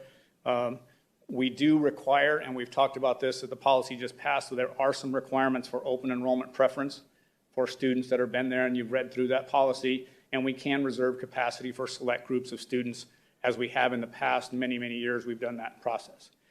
We do have a process, and we're working on the process currently to give guidance to our principals at schools that may run into individual grade level capacities.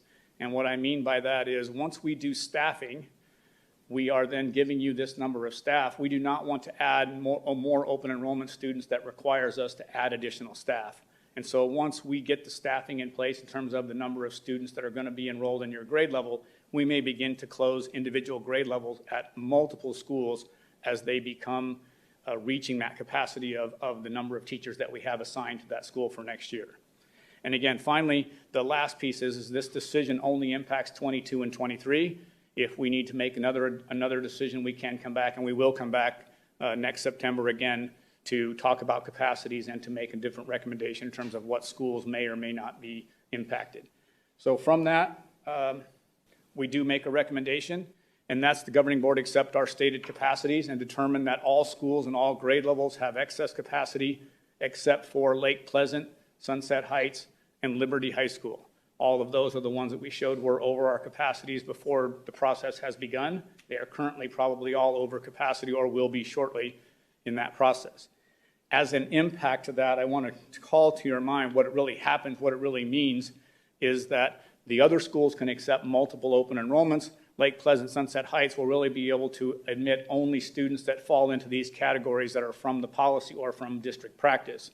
Pupils returning from last year, siblings of pupils who are already enrolled, people who are children of persons who are employed by the school or the district, and those in foster care or qualify under McKinney-Vento or be the only ones then that Liberty, Lake Pleasant, Sunset Heights would be able to accept into their schools.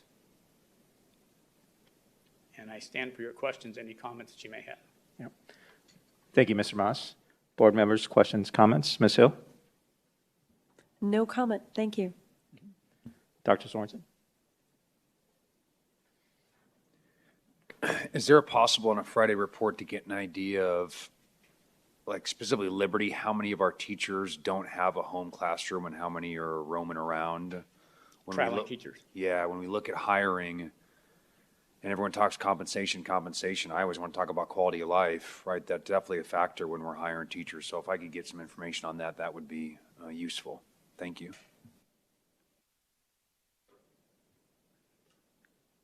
Yeah, Dr. Sorensen, just a point of order at the end of the meeting. If you can request that again, so you can formally put into the queue, that'd be awesome. Yeah, thank you. Ms. Underhill? Yeah, this is just a question. I know that you have shared this with us previously, and I should have requested it prior. So the maximum of 32 is the figure that the individuals use in regard to capacity, correct? But what are our more recommended class sizes at the different various levels? Mr. Sandoval, Ms. Underhill, that's exactly why we have that capacity calculation also. We realize that 32 is a number and it's kind of an average, right? But we do have class recommendations. An example would be we try to keep our classes, kindergarten, and if I can rattle them off my head, it'd be a great thing. I believe we try to staff between 20 and 24 in kindergarten. I think we're between 26 and 28 in first grade, 26 and 28 in second grade, 28 to 30 in third grade, and I believe then we go to 30 to 35 from fourth through eighth grade. And do you know, how do those compare with our kind of peer districts? Do we have any information on that just in regard to class size? I'm sorry, I don't, but I can gather some information for you. Okay. And as of right now, like when we are making staffing decisions, are we basing that kind of on those averages as far as when we add another teacher or not, that kind of thing? Mr. Sandoval, Ms. Underhill, yes, that's exactly the conversation we take, and the process for staffing is based upon rolling the number of students forward from first grade to second grade, doing some calculations based upon there, seeing where we fall in terms of the number of staff then to use to keep us within that range of what we're trying to accomplish. Okay, great. And that's how we establish that. Great. Thank you. I just wanted to. Mm-hmm. Thank you, Ms. Underhill. Representative Pingerelli? I just have some questions on the impacted schools and who will, I guess, the criteria. So right now it's pupils returning to school from the prior year. When things really start to tighten up, I guess then we're going to have to start looking at in-district versus out-of-district, people coming from one school to another. So I guess if it's completely full and you have students that are moving in that area that are supposed to go to that school, but then we have students there when we're accepting them from another district or a school, say they wanted to go to Liberty and not near them. I guess it's going to get really kind of dicey in the future as things tighten up. I just want to get your opinion.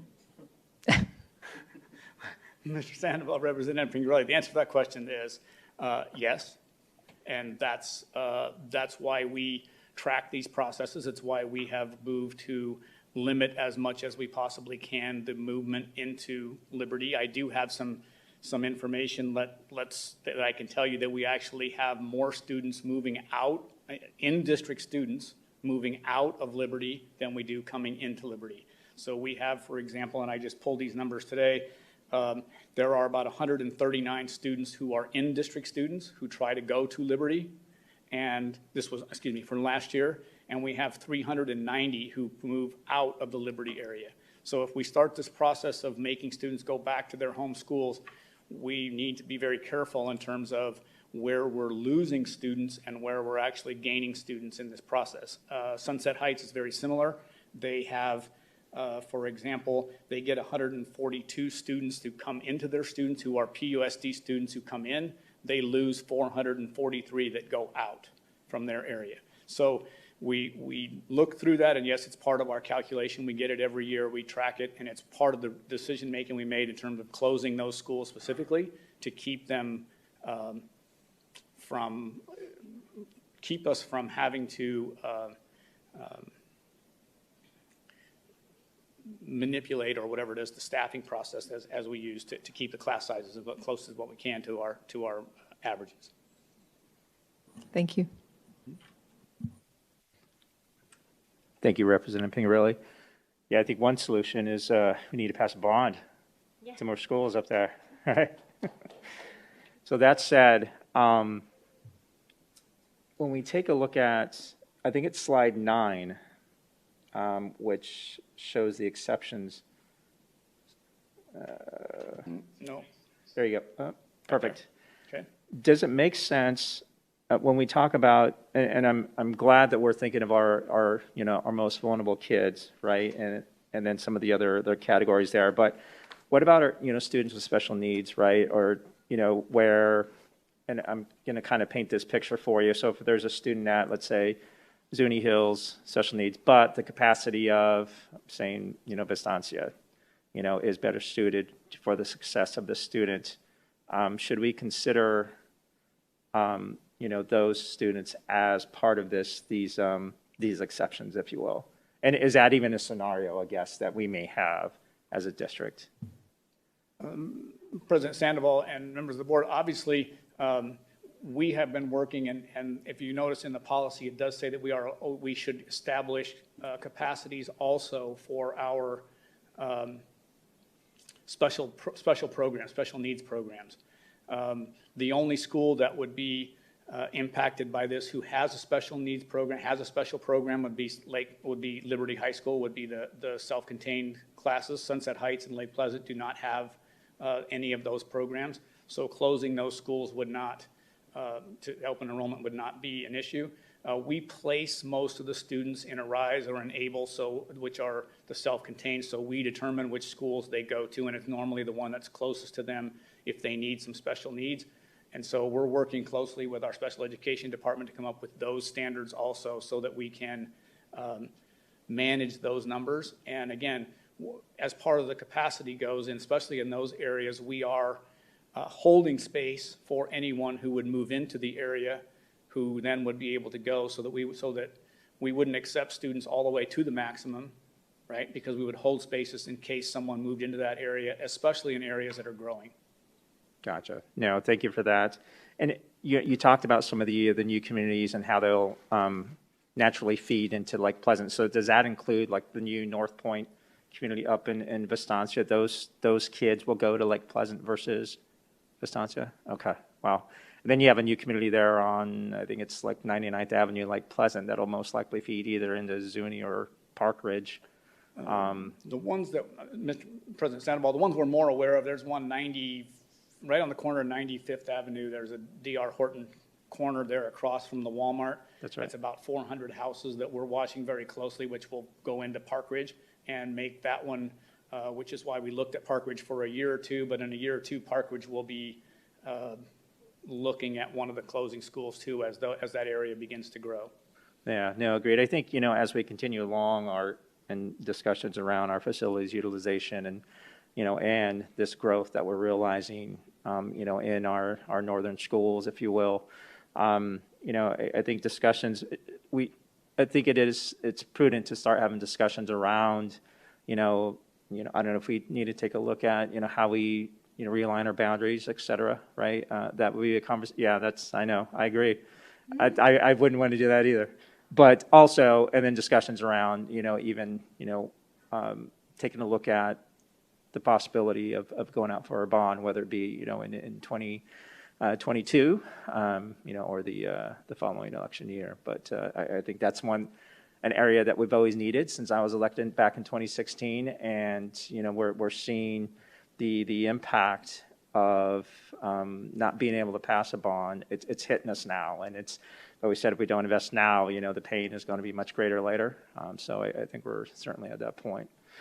Anyway, that said, any other questions, comments for Mr. Moss? All right, I do need a motion to approve 8.4, which is the enrollment capacity. I move to approve 8.4, the enrollment capacity. I'll second that. Ms. Contra, we have a motion by Ms. Underhill and a second by myself. Board members, please cast your votes. Mr. Moss, thank you.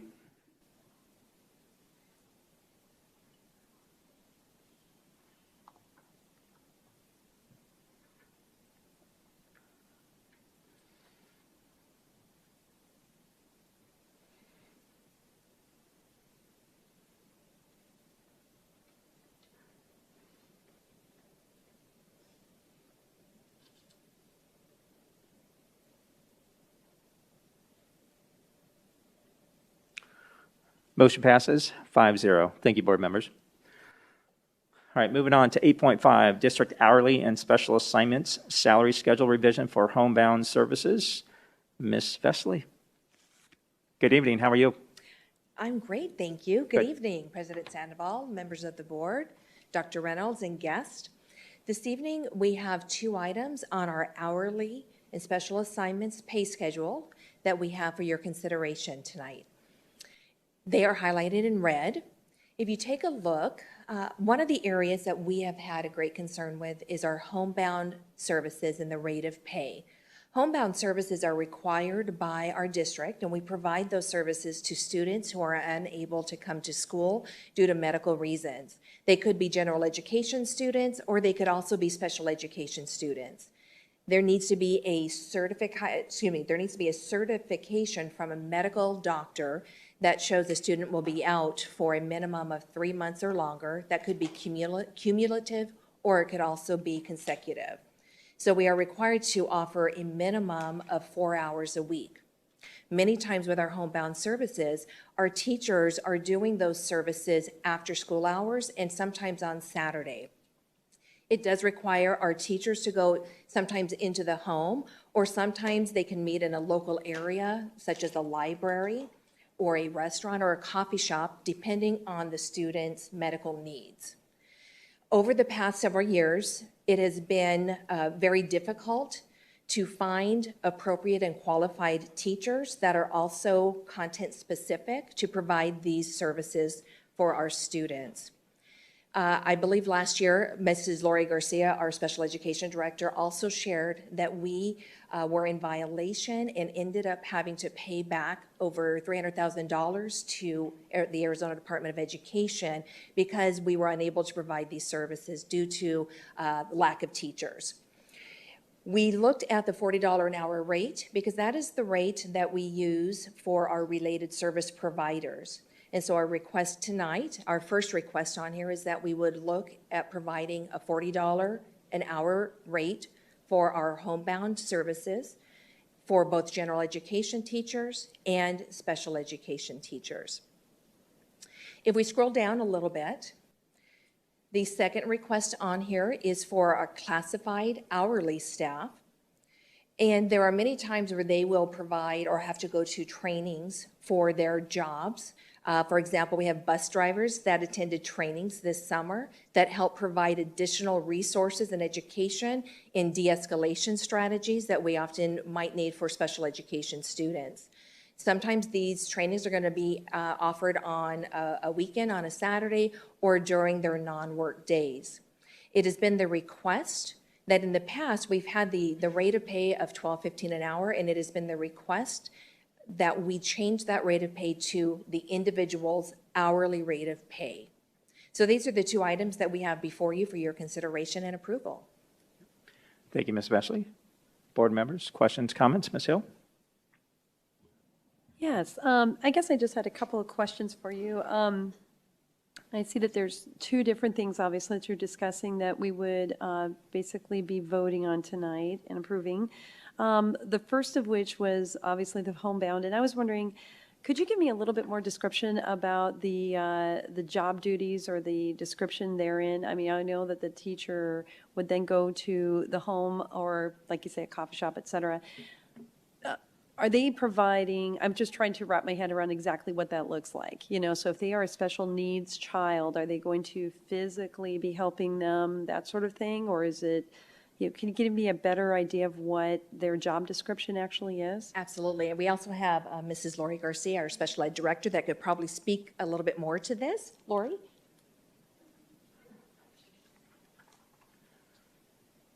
President Sandoval, governing board members, Dr. Reynolds.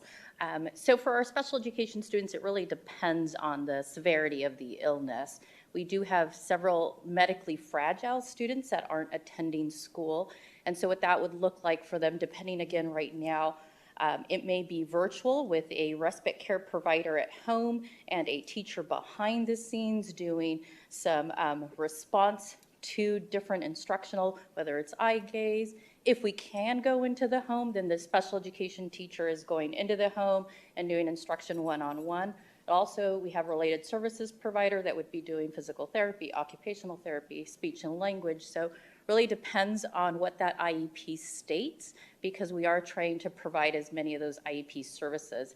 Becomes very specific to what the doctors have guided us on, depending on the illness, what can they do medically and have the stamina to do. I would also like to add that for our general education teachers, they are going in and teaching content areas, math, science, social studies. And so those are going to be the content areas, and they will have maybe up to 4 hours. And then those teachers would also be providing lesson plans, the activities that would need to be done. They will do the grading and then work with the school to provide those grades. So it really is taking on an additional student. Sometimes they may take on 2 or 3 students depending on the needs that we have in our district, and they are providing those services after school. I would like to also remind us that our teachers are working extraordinarily hard right now. They are giving up their prep times to go in and cover classes due to our lack of substitutes. And at our high school level, our teachers are even taking on extra sections due to the number of teachers or the number of classes that we still haven't been unable to fill due to our teacher shortage. So when we look at what our teachers are already doing during the day, they're taking on the extra classes, and we appreciate those that have that love and that passion that want to go out and do the homebound services, and we feel that by adequately compensating them, the $40 an hour is also going to help a little extra for that evening time that's taking away from their families and the extra work above and beyond what they're already doing. Great, and I guess I wanted to check too, it sounds like from my understanding, just to make sure I clarify exactly how the job description works as per what we were able to find out from earlier, but it sounds like it could possibly be virtual, like a Zoom type situation, or it can be in person. So it can be an either or type of a situation, so they may not be on site. In the past, it used to be that they would go into the home, or that they would also maybe go to a coffee shop. I think because of our recent situation with COVID, that it might be a little bit more difficult to go into the home, especially if the student has medical needs where they are at high risk, where a parent may request that virtual service. So we are offering both at this time. Okay, but they're still both. Obviously, they can come into the home or Zoom. So it's both, is that right? Okay. That is correct, yes. So I was just checking because it would be the same pay if they Zoomed or if they went in person. So that's correct. because to me, that's a big difference too, as far as what the job would entail and the time to get from point A to point B as well. Which leads me to my next question too. Do we reimburse for travel expenses like gas, to get from, the school to their location? There are opportunities that we will reimburse for travel. They do have to go from school to the home.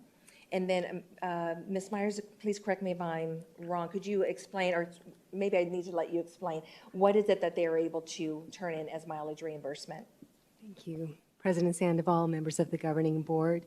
We do offer mileage reimbursement for our employees. We would not reimburse mileage for a normal commute from the employee's home to work, but rather when there is required travel in district during the day or during an employee's assignment from their work location to another district location, as an example, that would qualify for reimbursement if they're using their own vehicle. Which I think is important, You use gas money. Gas is expensive nowadays, so. Okay, so that's above and beyond too, so I'm trying to get a grasp of it. And you said 4 hours. Is it 4 hours a week or 4 hours in a session? It's a minimum of 4 hours per week. Okay, great. All right, well, that answers most of my questions, I think. So I was just trying to get a better handle on exactly what the job entails and, how it actually works for us to bump it from 25 to 40 to make sure it's worthy, basically. Thank you. Thank you, Ms. Hill. Dr. Sorensen? Just to comment anecdotally, when I talk to the families that have homebound students and you talk to the teachers that go about and above this, it is such a value to those homes and definitely worth this pay increase. Just your description of what teachers are already doing and the value that they add to those families for those students who need those services and just the connection, and well worth it. So thank you. Thank you. And I would add that I know our parents would love to have their children in school, and sometimes the difficulties or the medical needs that they are working through, having that peace of mind that there's a teacher coming in and working with their child to continue their education is of utmost priority for them. So I know how appreciative and gracious our parents are when we are able to support, and it's been difficult when we have not had those teachers to support our parents and their needs. Thank you, Dr. Sorensen. Ms. Underhill? Yeah, I would just agree with Dr. Sorensen, and I also assume that working with those students, there's probably a lot of accommodations, right? So it takes some creativity. It's not just bringing whatever lesson you taught that day right into the class, from the classroom to the home. So I'm certain that there's prep work involved as well. So yeah, I'm all for it, and I'm really grateful that our district can provide those services. Thank you. Thank you, Ms. Underhill. Representative Pingerelli? No questions. All right, thank you. Thank you, Ms. Fesley, Ms. Garcia. Appreciate the time. Yeah, I agree. I mean, it's an invaluable service that we provide as a district. I do have a question for you, though, on the classified training.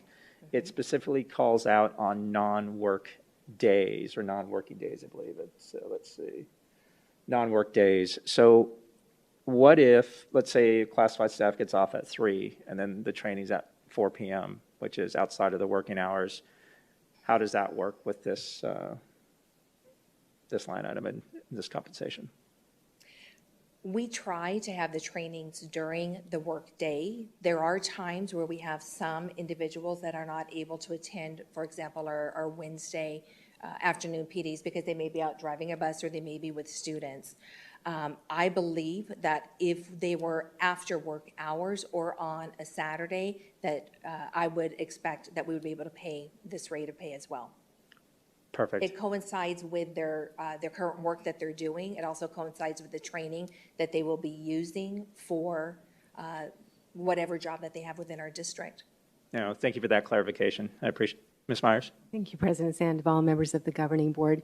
During an employee's regular work week, there's also overtime requirements, 40 hours or more. In this case, if someone is coming in for training before their calendar for the work year starts, that might be another example, as well as Saturdays with the definition of outside of the normal work day. Got it. Perfect. No, I appreciate for that clarification. That said, If no further comments, questions on this line item, I do need a motion to approve 8.5 district hourly and special assignment salary schedule revision for homebound services. I'll move that we approve 8.5 district hourly and special assignment salary schedule revision for homebound services. I'll second. Ms. Contra, we have a motion by myself and a second by Representative Pingarelli. Board members, please cast your votes.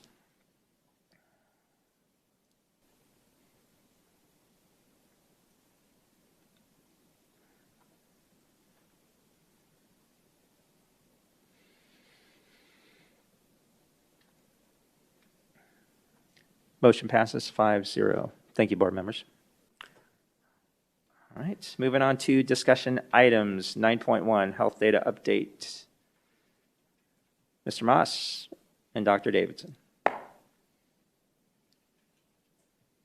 Welcome back, sir. Good evening again, Mr. Sandoval and President, members of the governing board. We do this every couple weeks. I'm here to tell you I have good news again. It appears that our numbers have continued to drop, kind of cautiously optimistic. To give you an example, in the last 4 weeks, those numbers have come from about 355 down to 251. You can see it in some of our numbers as we go through. These are our cases for the district data, in particular, 218 students in the last 2 weeks, 29 staff members. Currently under quarantine, we have around 906 students, and we have one declared outbreak by the county. Again, an outbreak is a connection between, a reasonable connection between a student or someone on the school campus. All of these are declines also in what we've had in the previous 2 weeks, probably down around at least 10%, 10 to 15% in terms of what's there. We did have some, and I'll knock on wood, because we had some principals say that things seem to be somewhat returning to normal, and now take the blame if that's not the case coming up. We do have the instructional change process, as we've talked about in the past. 2 schools have run through that process in the last 2 weeks, and they'd resulted in no change to the instructional model. And again, we do communicate with parents, and we do extra cleaning processes when we go through that process at the schools. And so I will stand for questions. Thank you, Mr. Moss. Questions, comments? Ms. Hill. Very excited. We're moving in the right direction, getting that herd immunity going. Very good. So very happy. Let's keep the numbers going down. Thank you. Thank you, Ms. Hill. Dr. Sorensen. Thank you, sir. Ms. Underhill? Yeah, thank you. Representative Pingarelli? Can you explain again the county declared outbreak and what? Yeah, when a student, excuse me, Mr. Sandoval, Representative Pingarelli, when we have a case that is reported to the county then works with that individual person and begins to ask them where they have been exposed, where they potentially could have been exposed, who they were around, some of those kind of things. And if they can reasonably make a, again, educated guess, and I'm not sure what their criteria are, that someone at the school or that someone from me got it, the next person got it, and reasonably connect it back to me, they determine that there's an outbreak at the school. And so it's a process that they go through. They communicate with all the people involved, and they do all the tracing of who you think you got it from and who you were connected to. And they come back with us and say, we believe there was an outbreak at X school because of these 2 cases that we believe were connected.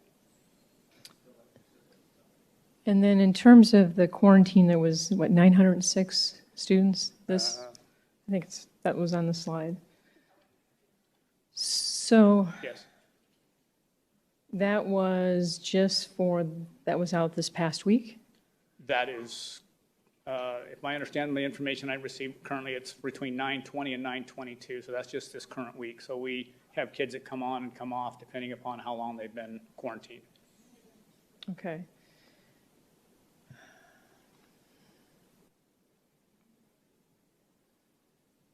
Well, I guess I'm as frustrated as anybody in terms of us getting back to normal, and then with the amount of days that we're quarantined, and I still am not able to get any data that if quarantining actually is beneficial.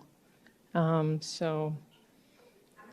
Ladies and gentlemen, please refrain from any comments. We are beyond the public comment section, but I do want you to attend and continue to listen in. So, thank you. Thank you. Representative Pingerelli. That's all the questions I have at this point on this topic. Thank you, Representative Pingerelli. Mr. Moss, first off, it's great to see the numbers going in the direction that they are, right? So clearly the mitigation strategies are working. So there's that. But from a communication perspective, we're still receiving emails, as a board, and I'm assuming as a district, just in and around there still seems to be a level of inconsistency in how the quarantining process is being implemented, across the sites throughout our district. So I forward some of those emails to the district, so, I certainly trust that you'll be communicating with those individuals, but the question is more in and around, how we're, monitoring our sites to ensure that there is a consistency across the board on how we're managing our mitigation strategies. So that's one. And two, when we take a look at, from a communication perspective, our sites are there for our families to ask questions of, but then beyond that, when we're closed, right, then our website becomes kind of that next channel, that next outlet for our families, our students to understand, the process, et cetera. I know we have content on there and the process, and Ms. Ari, this is a question for you as well. But one of the things that we did well, at last academic year was, really being over communicating, right? Meaning making it easy for our families to get the information very quickly. So we had a button on our website on the homepage, last year.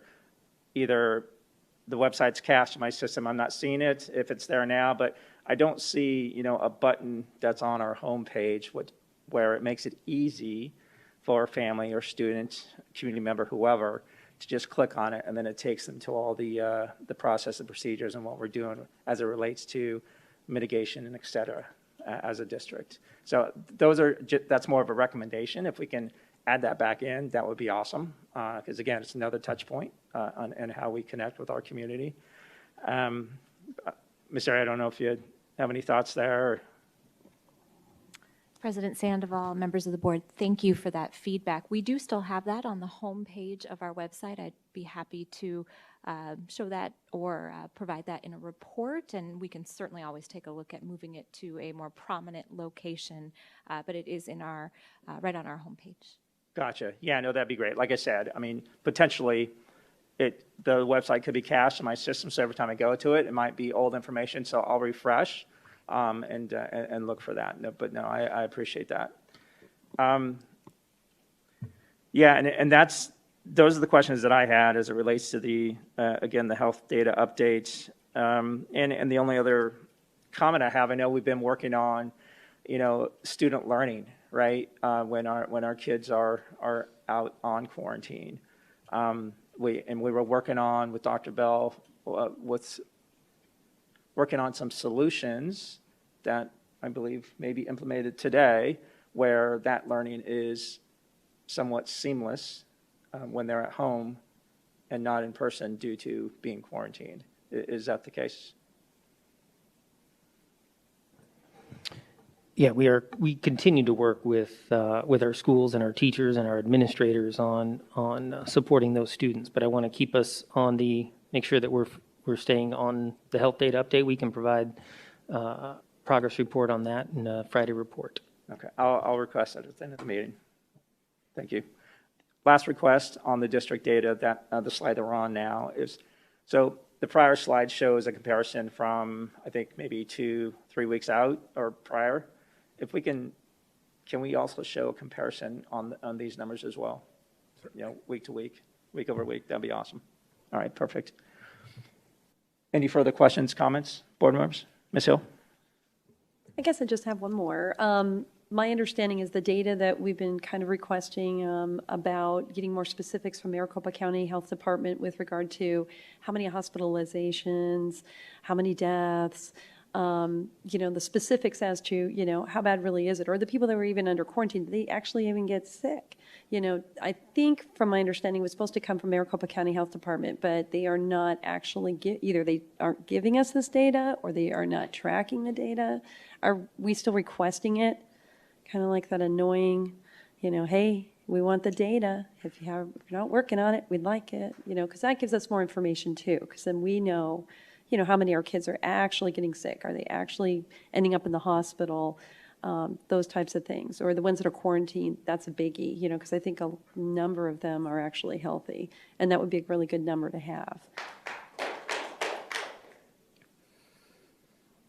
We'll look for it. All right. Any other further questions, comments, board members? Mr. Moss, thank you, sir. Appreciate it. All right, moving on to 9.2. We do have public comment tied to this line item. First read of policy, section BEDD. This public comment comes from Ms. Rooks. We'll listen to Ms. Rooks, and then Dr. Reynolds, we'll have you go through the policy, and then we'll go through board member comments and questions. Actually, Yes. President Sandoval, just to remain consistent, I think we go through the policy and then we take. That's right. Sorry. Ms. Rooks, I apologize. That is correct. District first, public comment, then us. This change comes to us as a recommendation from ASBA in regards to how the president declares recess in a board meeting. So as you read through it, it's pretty self-explanatory, and we're bringing it to you for the first read. Thank you, sir. Ms. Rooks, you're up.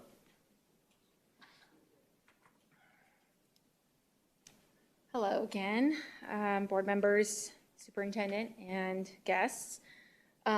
Pulling up that policy, the parents and the community and the taxpayers, they did not elect the ASBA, Arizona School Board Association, to make this policy in our district. The community elected 5 school board members that are sitting up there. 5. And with that policy, it'll be taking away those 5 votes. That is not the role of the governing board. As you saw up there, it said governing board. There's 5 members that sit on that board. I am against this ASBA policy in our district because, obviously we have parents that are upset with a lot of things that are going on. And I think giving power to one person to shut down a meeting doesn't look good in our district. If our parents are upset and they're coming to you and they're explaining what they are upset about, it doesn't look good. It seems like you're just trying to shut down their voice. So I'm against this policy coming into the Peoria Unified School District. Thank you, Ms. Rooks. Board members, questions, comments? Ms. Hill? I guess the only comment I was going to make about it is that I guess I'm okay with it just because we did have a meeting that got a little bit, harried, and it does get a little spooky for us up here. You don't know what to expect. And so, just to kind of for safety reasons, I'm okay with it. And may I just make one comment? Sure. Just to clarify as well, this gives the president an opportunity to recess the meeting. It does not give the president the authority to adjourn the meeting. Thank you for that clarification. Ms. Hill, any further? Okay. Dr. Sorensen? No. Ms. Underhill? No, I think it's a good policy, and I'm all for it in the name of safety, and I appreciate that it's here. Thank you. Thank you, Ms. Underhill. Representative Pingarelli? So I just want to clarify, this is a recommendation from ASBA? Correct. Okay. Then I will not be for this particular policy on the second read. Thank you, Representative Pingarelli. Yeah, agreed. When we take a look at for me, when we look at these policies as a board, it also is impacting future boards, right? And it does absolutely, to Ms. Hill's point, how I read it is more of a safety measure than anything else. And that said, and again, like, Dr. Reynolds stated, it's to recess, not to adjourn a meeting. So it is a policy that I feel does prioritize safety. And so I appreciate the first read. And I'm just going to say, President Sandoval, this isn't in regards to you. So this is for future board meetings. So I still would not be supportive. So thank you, Representative Pingerelli, for that. All right. Any further questions, comments? All right. Moving on to 9.3, first read of policy, section BEDH.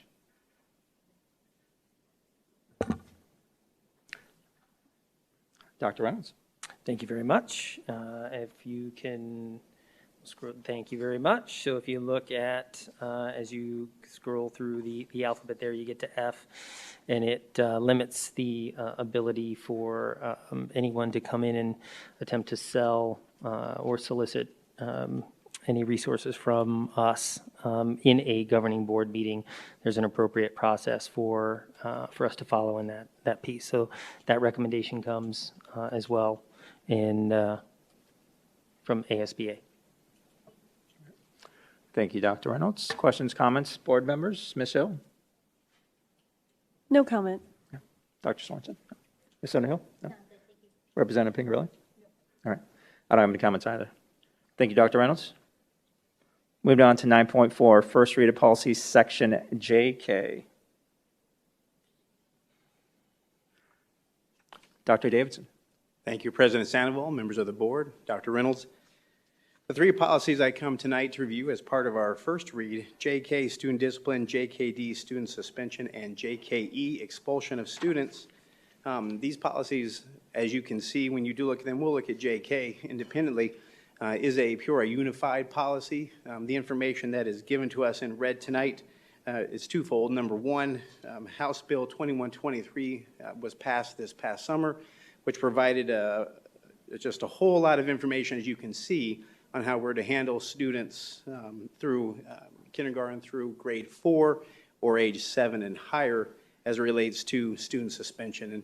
And so we've been working with our team as we began the school year to revisit our practices as it relates to discipline of our students, in particular our little children, those in elementary schools, grades K through 4. And so I wanted just to provide you, instead of going through every piece of the policy here, just some key items that we've been focused on, and just for the good of the order.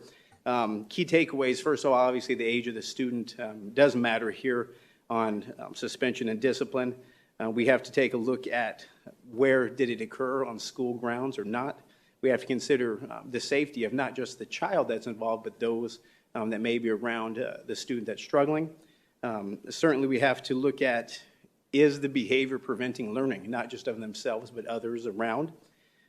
Did the student or has the student had a chance to respond to intervention? It's very clear that unilateral suspension is not okay for students in these grade levels and this age level. And so we have to really look at, is a plan developed and in place to ensure that the student is responding to some type of intervention. Certainly parental involvement is critical in this piece here. It talks about how we're consulting our parents when we're working through discipline situations. We have to rule out a disability for students this age level. Bottom line, there's a variety of ways to do that. There is not such a thing as just a disability screener that we give our kids, but we do have teams that work together through this process on our campuses. Certainly we have to consider alternatives to suspension. There's a common term out there, in-school suspension, in-school detention. Those type of items certainly can be available to our children at this age when there's discipline problems. And then something that we're all working on this year and will continue to, but that idea of restorative practices. It's obviously a student can make a bad choice, but we want to welcome them back. So how do we do that? How do we restore them so that they can be successful upon their return to that classroom, or certainly just restore that relationship that may have been broken, whether that was with other students or staff. So those are some key items. Another piece that, just to kind of give you some background as it relates to all three of the policies you're going to see tonight, how does all this fit inside that multi-tier level of support? You know, that MTSS model we talk about, our SEL initiative. All this really kind of comes together to hopefully make our children successful as some of them struggle with behaviors. It's very apparent if you talk to any of our elementary principals, you will hear that as we've come back, as all of our children have come back into our schools, some of our children who missed out on some of those early experiences are starting fresh, and they're having to relearn some expectations, and we do have some needs out there. So this is certainly important, and we have a lot of training to continue to do, but really, it really all revolves around supporting our children. And lastly, we are working alongside our special education team. There's a process, functional behavioral analysis, and ultimately an intervention plan that we really move into when needed for students who are struggling mightily with their behavior. So those are just some key takeaways, but in a nutshell, I think it's safe to say we will not and cannot suspend, minus a few other items that you can see here at the beginning, bringing a firearm. There are some things we have to consider, but for the most part, we cannot continue to engage in the practices we once did. Gotcha. Yeah, thank you for that, Dr. Davidson. Questions, comments, board members? Ms. Hill? You know, I guess I was wondering, and I maybe you grazed over it and I missed it, but I'm assuming if there's a child that was acting out or possibly brought a weapon or made a bad choice, that we do obviously incorporate a counselor or psychologist, because usually there's a bigger problem really going on. And so I don't know how deep we try to, you know, resolve that problem on the foundational level, but we're just seeing the symptom of a problem. And hopefully we can, I don't know what all we do to try to get to the resolution of it. So I'm just wondering, how deep do we really go to try to help that child or that family that's obviously struggling? Thank you, Ms. Hill and President Sandoval. I mean, I kind of spoke to it briefly. You're right, Ms. Hill, in regards to that whole social emotional learning model in the ways that we can meet the needs of our children and their families. Certainly there are certain behaviors that would result automatically in law enforcement. The support from them could come into this. Many of our schools do have social workers. Our schools do have school psychologists. We utilize behavior interventionists, and at times, depending upon the situation, community partners. We have a variety of partners that support the mental health needs of our children and their corresponding family members. So we I guess, kind of look at it, that idea of it takes a village, and it's all hands on deck to support some of our little kids, but nonetheless our every kid when there's needs.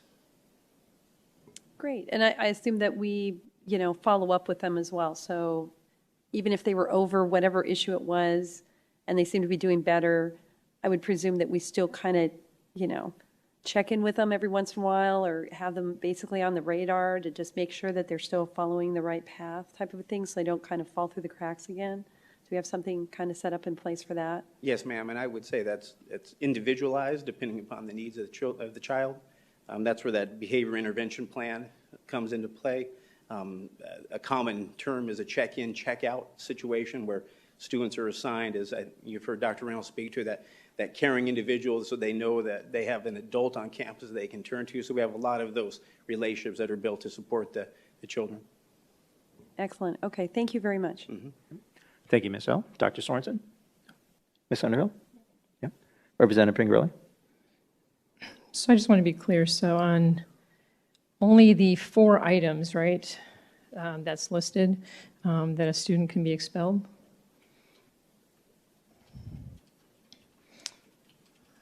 Under B, the pupil engaged in conduct on school grounds that meets one of the following criteria?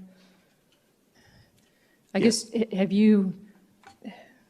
would you think of things that potentially we would not be allowed to suspend a student? I mean, hopefully you wouldn't need to suspend a student at that age group, but would there be other things that is this tying our hands, I should say? Ms. Pingerelli, Mr. Sandoval, members of the board, I think you can see when you look at the way the law was written, it talks about students in kindergarten through 4th grade, but then it says but you could suspend, or in some cases expel and so forth, if the child is 7 years or older. And then there's a variety of those other indicators, Ms. Pingarelli, that you stated. So I think our intent at the site level is to not suspend if we don't have to. Certainly, we want to keep our kids in school. But there are certain things here, but they just don't go independently of one another. So it is that criteria, as you mentioned, but if you were to continue on, that's where all those other things come into play. So I'm guessing if some of our principals were here in front of you, they would tell you, honestly, I think they would tell you that yes, some of their hands, they do feel like their hands are tied in some cases. But I do think the intent of the law was to cause us to work collaboratively with our partners, our community members, our family members, to do what's best on behalf of the kid. And that may not be necessarily to send them home. Okay. Yeah, if I remember right, it came to the Education Committee. And if I recall, this was brought about because there was one particular district, or it could have been one particular school in the district, or maybe it was one teacher within one school within a district that the bill was introduced. So I did not support it at the time because I didn't want to tie the hands of principals. So thank you. And just to clarify, that was not Peoria Unified. Pardon? That was not Peoria Unified. That's the example you were providing. No, it was not. If I recall, I have to look back. I think the whole bill was brought about because of potentially one teacher within one school within one district. That was not Peoria. So just some bills are good and some are less than. Thank you. Thank you, Ms. Pingarelli. President Sandoval, also just to bring to the board's attention on this particular policy as a first read, the last part of it. So Christian, if you wouldn't mind just scrolling to the bottom for me. There was some information that had come from the ASBA policy recommendation that we did not have in ours, and I thought it was really relevant and important right there, where we talked about how do we support the discipline process when looking at off-campus speech. And these are some things that our principals do have to work through. Threats, as an example, aimed at teachers or students. I think social media certainly plays into this, and I just thought it'd be relevant and important that we have that in our policy. So I wanted to bring that to your attention as well. Yeah. No, thank you for that. And Representative Pingarelli, thank you for your comments as well. And fellow board members, I think for me and Dr. Davidson, you're correct. I mean, our goal is to keep kids in school, right? So I do appreciate the layers of intervention and certainly opportunities to do that while influencing safe and supportive spaces for all of our kids. So thank you for that. And I guess I'll request this at the end of the meeting, but there are a lot of policies that we're going to be going through, right, over the next, 3-4 board meetings. And you said something, and I'm going to paraphrase just about training and really our sites having a clear understanding on how these updates to these policies impact their roles as employees in the classroom, right? So I guess for me, I just want to make sure that while we're approving these and going through these and having discussions as a board and as a district, it is important, it is critical to make sure that, our teachers and staff, our sites, understand what they mean, as it relates to their sites and their classrooms. No. Currently. Thank you for that. Any further questions, comments on this particular line item? Dr. Davidson, thank you, sir. Going on to 9.5, first read of policy section JKD. Thank you. Still up. Yep, thank you, President Sandoval and members of the board. This one will not look all that different compared to the one you just saw. You see all the language in there in red that was provided through House Bill 2123. The item that I would just bring to your attention is on page 3. Christian, thank you. It talks about how the governing board will, talks about an expulsion hearing here, but I think also we would look at it if we had a discipline process that needed to come to you. It would just talks about how we could have an executive session or we could have a hearing officer for discipline scenarios. I just wanted to bring that to your attention as part of this policy, but the other language it remains the same. All right. Thank you for that. Question, comments? Board members? Ms. Hill? Oh, Sorensen, good. Ms. Underhill? Representative Pingarelli? Nope. I don't have any questions either. Thank you, Dr. Davidson. Moving on to 9.6, first read of policy, section JKE. Thank you again, Governing Board and President Sandoval. Same comments as the last. The greatest thing that I'd bring to your attention on is the portion under students with a disability. As I said earlier, this is a Peoria unified policy. We had some language in there that was applicable, but after reading the Arizona School Boards Association language, I believed it was written a little bit more clearly and cleanly. So I did ask the board to consider putting that as part of our policy and scratching out the Peoria unified language. And that is the only difference. All right. Thank you for that, sir. Questions, comments, board members? Ms. Hill? No. Dr. Sorensen? No.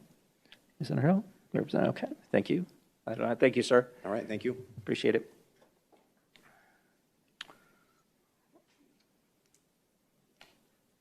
All right. Moving on to section 10, informational reports. Report on upcoming meetings and events. Ms. Airy. President Sandoval, nothing to add this evening. All right. Perfect. Thank you. All right. 10.2, legislative, state, and local updates. Ms. Myers? Yes, good evening again, President Sandoval, members of the Governing Board, and Dr. Reynolds. On September 16th, the Industrial Commission of Arizona officially set the new minimum wage for Arizona to be $12.80 an hour, effective January 1st, 2022. So with the presentation that we provided at the last board meeting with our projection, the actual set rate did indeed land at $12.80 an hour. This is a 5.3% increase from the $12.15 minimum wage that has been in effect for calendar year 2021. The increase is required by law and a result of the voter-approved Prop 206, which passed in 2016, and which raised the minimum wage at that time from $8.05 an hour to $12 an hour in 2020, and then again $12.15 in 2021, and now $12.80 an hour effective January 1st, 2022. Prop 206, as has been demonstrated, requires a minimum wage increase every January based on inflation. It's an inflation adjustment that is based on the Consumer Price Index, August to August change year over year. Administration will be presenting additional information at a future board meeting regarding the fiscal year 2022 minimum wage increase as well as district compensation. Thank you. Thank you, Ms. Myers. Moving on to 10.3, budget, facilities, planning, and construction reports. These following reports are on our website. 10.4 district enrollment reports for the month of August 2021. Again, reports on our website for your viewing at your convenience. Section 11, other business. 11.1, board member opportunity to readdress agenda items. Ms. Hill, any items that you would like to readdress this evening? No, thank you. All right. Dr. Sorensen? Ms. Underhill? No, thank you. All right. Representative Pingarelli? Okay, neither do I. Moving on, 11.2, request for agenda items for future governing board meetings. Ms. Hill? None at this time, thank you. Okay. Dr. Sorensen, I believe you had... Just some information on the number and percentage of traveling teachers at Liberty. Friday report, okay on that? Perfect. Thank you for that. Ms. Underhill? Nothing. All right. Representative Pingarelli? Yes, I'd like to have a discussion around our quarantine policy, just a full discussion to... Things are, I mean, the numbers are going down, but you see the kids struggling. So I just want to have just a full discussion of what we're doing and if there's any changes that can be made. So, do you want that in like a study session or? Just a regular board meeting? Yeah. Okay. Do you need a second for that? I will second. Okay. All right. Ms. Contra, got that? Perfect. All right, thank you, Ms. Pingrelli. Any other items? Representative Pingrelli, you good? Okay, perfect. President Sandoval, I just wanted to make sure. Sure. Did we get a second on Dr. Sorensen's request for the Friday report? Did I? I thought I seconded that. Maybe you did. I just wanted to double check. Yes, sir. If I didn't, I second that. Thank you. Thank you. Yeah. Thank you for that, Dr. Reynolds. I do have a couple items, Ms. Contra, and for the consideration of the board as well. For our future governing board meetings and not a study session or Friday report, I would love to have our Foster McKinney-Vento POC to present just on, what our numbers look like. I know they have a new resource center and, any updates around that, where the resources exist, and just, how the communication is going across the district around our McKinney-Vento kids, right? Like with our registrars and making sure that everybody is trained on, how those students, when they come into the district, who they can contact, and just making sure they have everybody has at least a, high-level knowledge of, McKinney-Vento and foster policies and procedures. I'll second that. Thank you, Ms. Underhill. And I would like to, in a future study session, have a discussion. With the numbers that we saw today, when we're talking about enrollments, especially in the northern sector of our district, I do want to, have a discussion around, a bond initiative. What the district is, their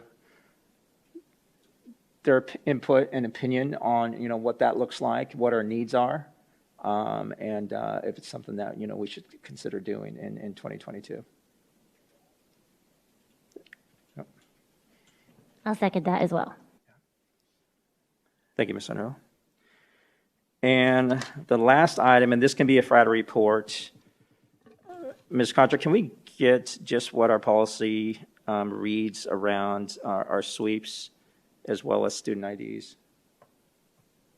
What it means, like if a student forgets their ID, and what the, what our sites do on site, if they have to miss a class or if $5, right?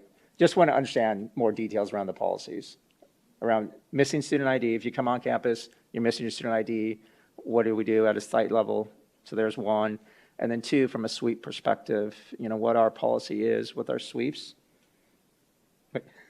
Is it not a policy? Yeah, I don't think we have policies around consequences for school ideas. It's probably a procedures that schools follow regarding those areas. So we can put something together and provide the board with some information on that. All right, clarification there, and then clarification on sweeps at the site level as well. And we understand what sweep is. Okay.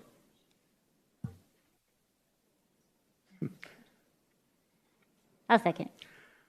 All right. Thank you, Ms. Underhill. Ms. Contra, thank you very much for that. If no other requests for a future governing board meeting, I do need a motion to adjourn this meeting at 8:28 p.m. I move to adjourn at 8:28 p.m. I'll second that. Ms. Contra, we have a motion by Ms. Hill and a second by myself. Board members, please cast your votes.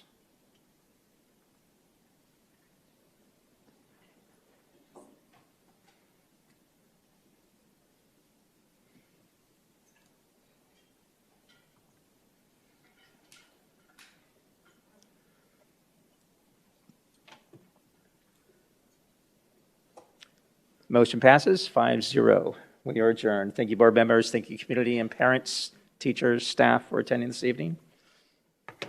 Stay safe. Have a good evening.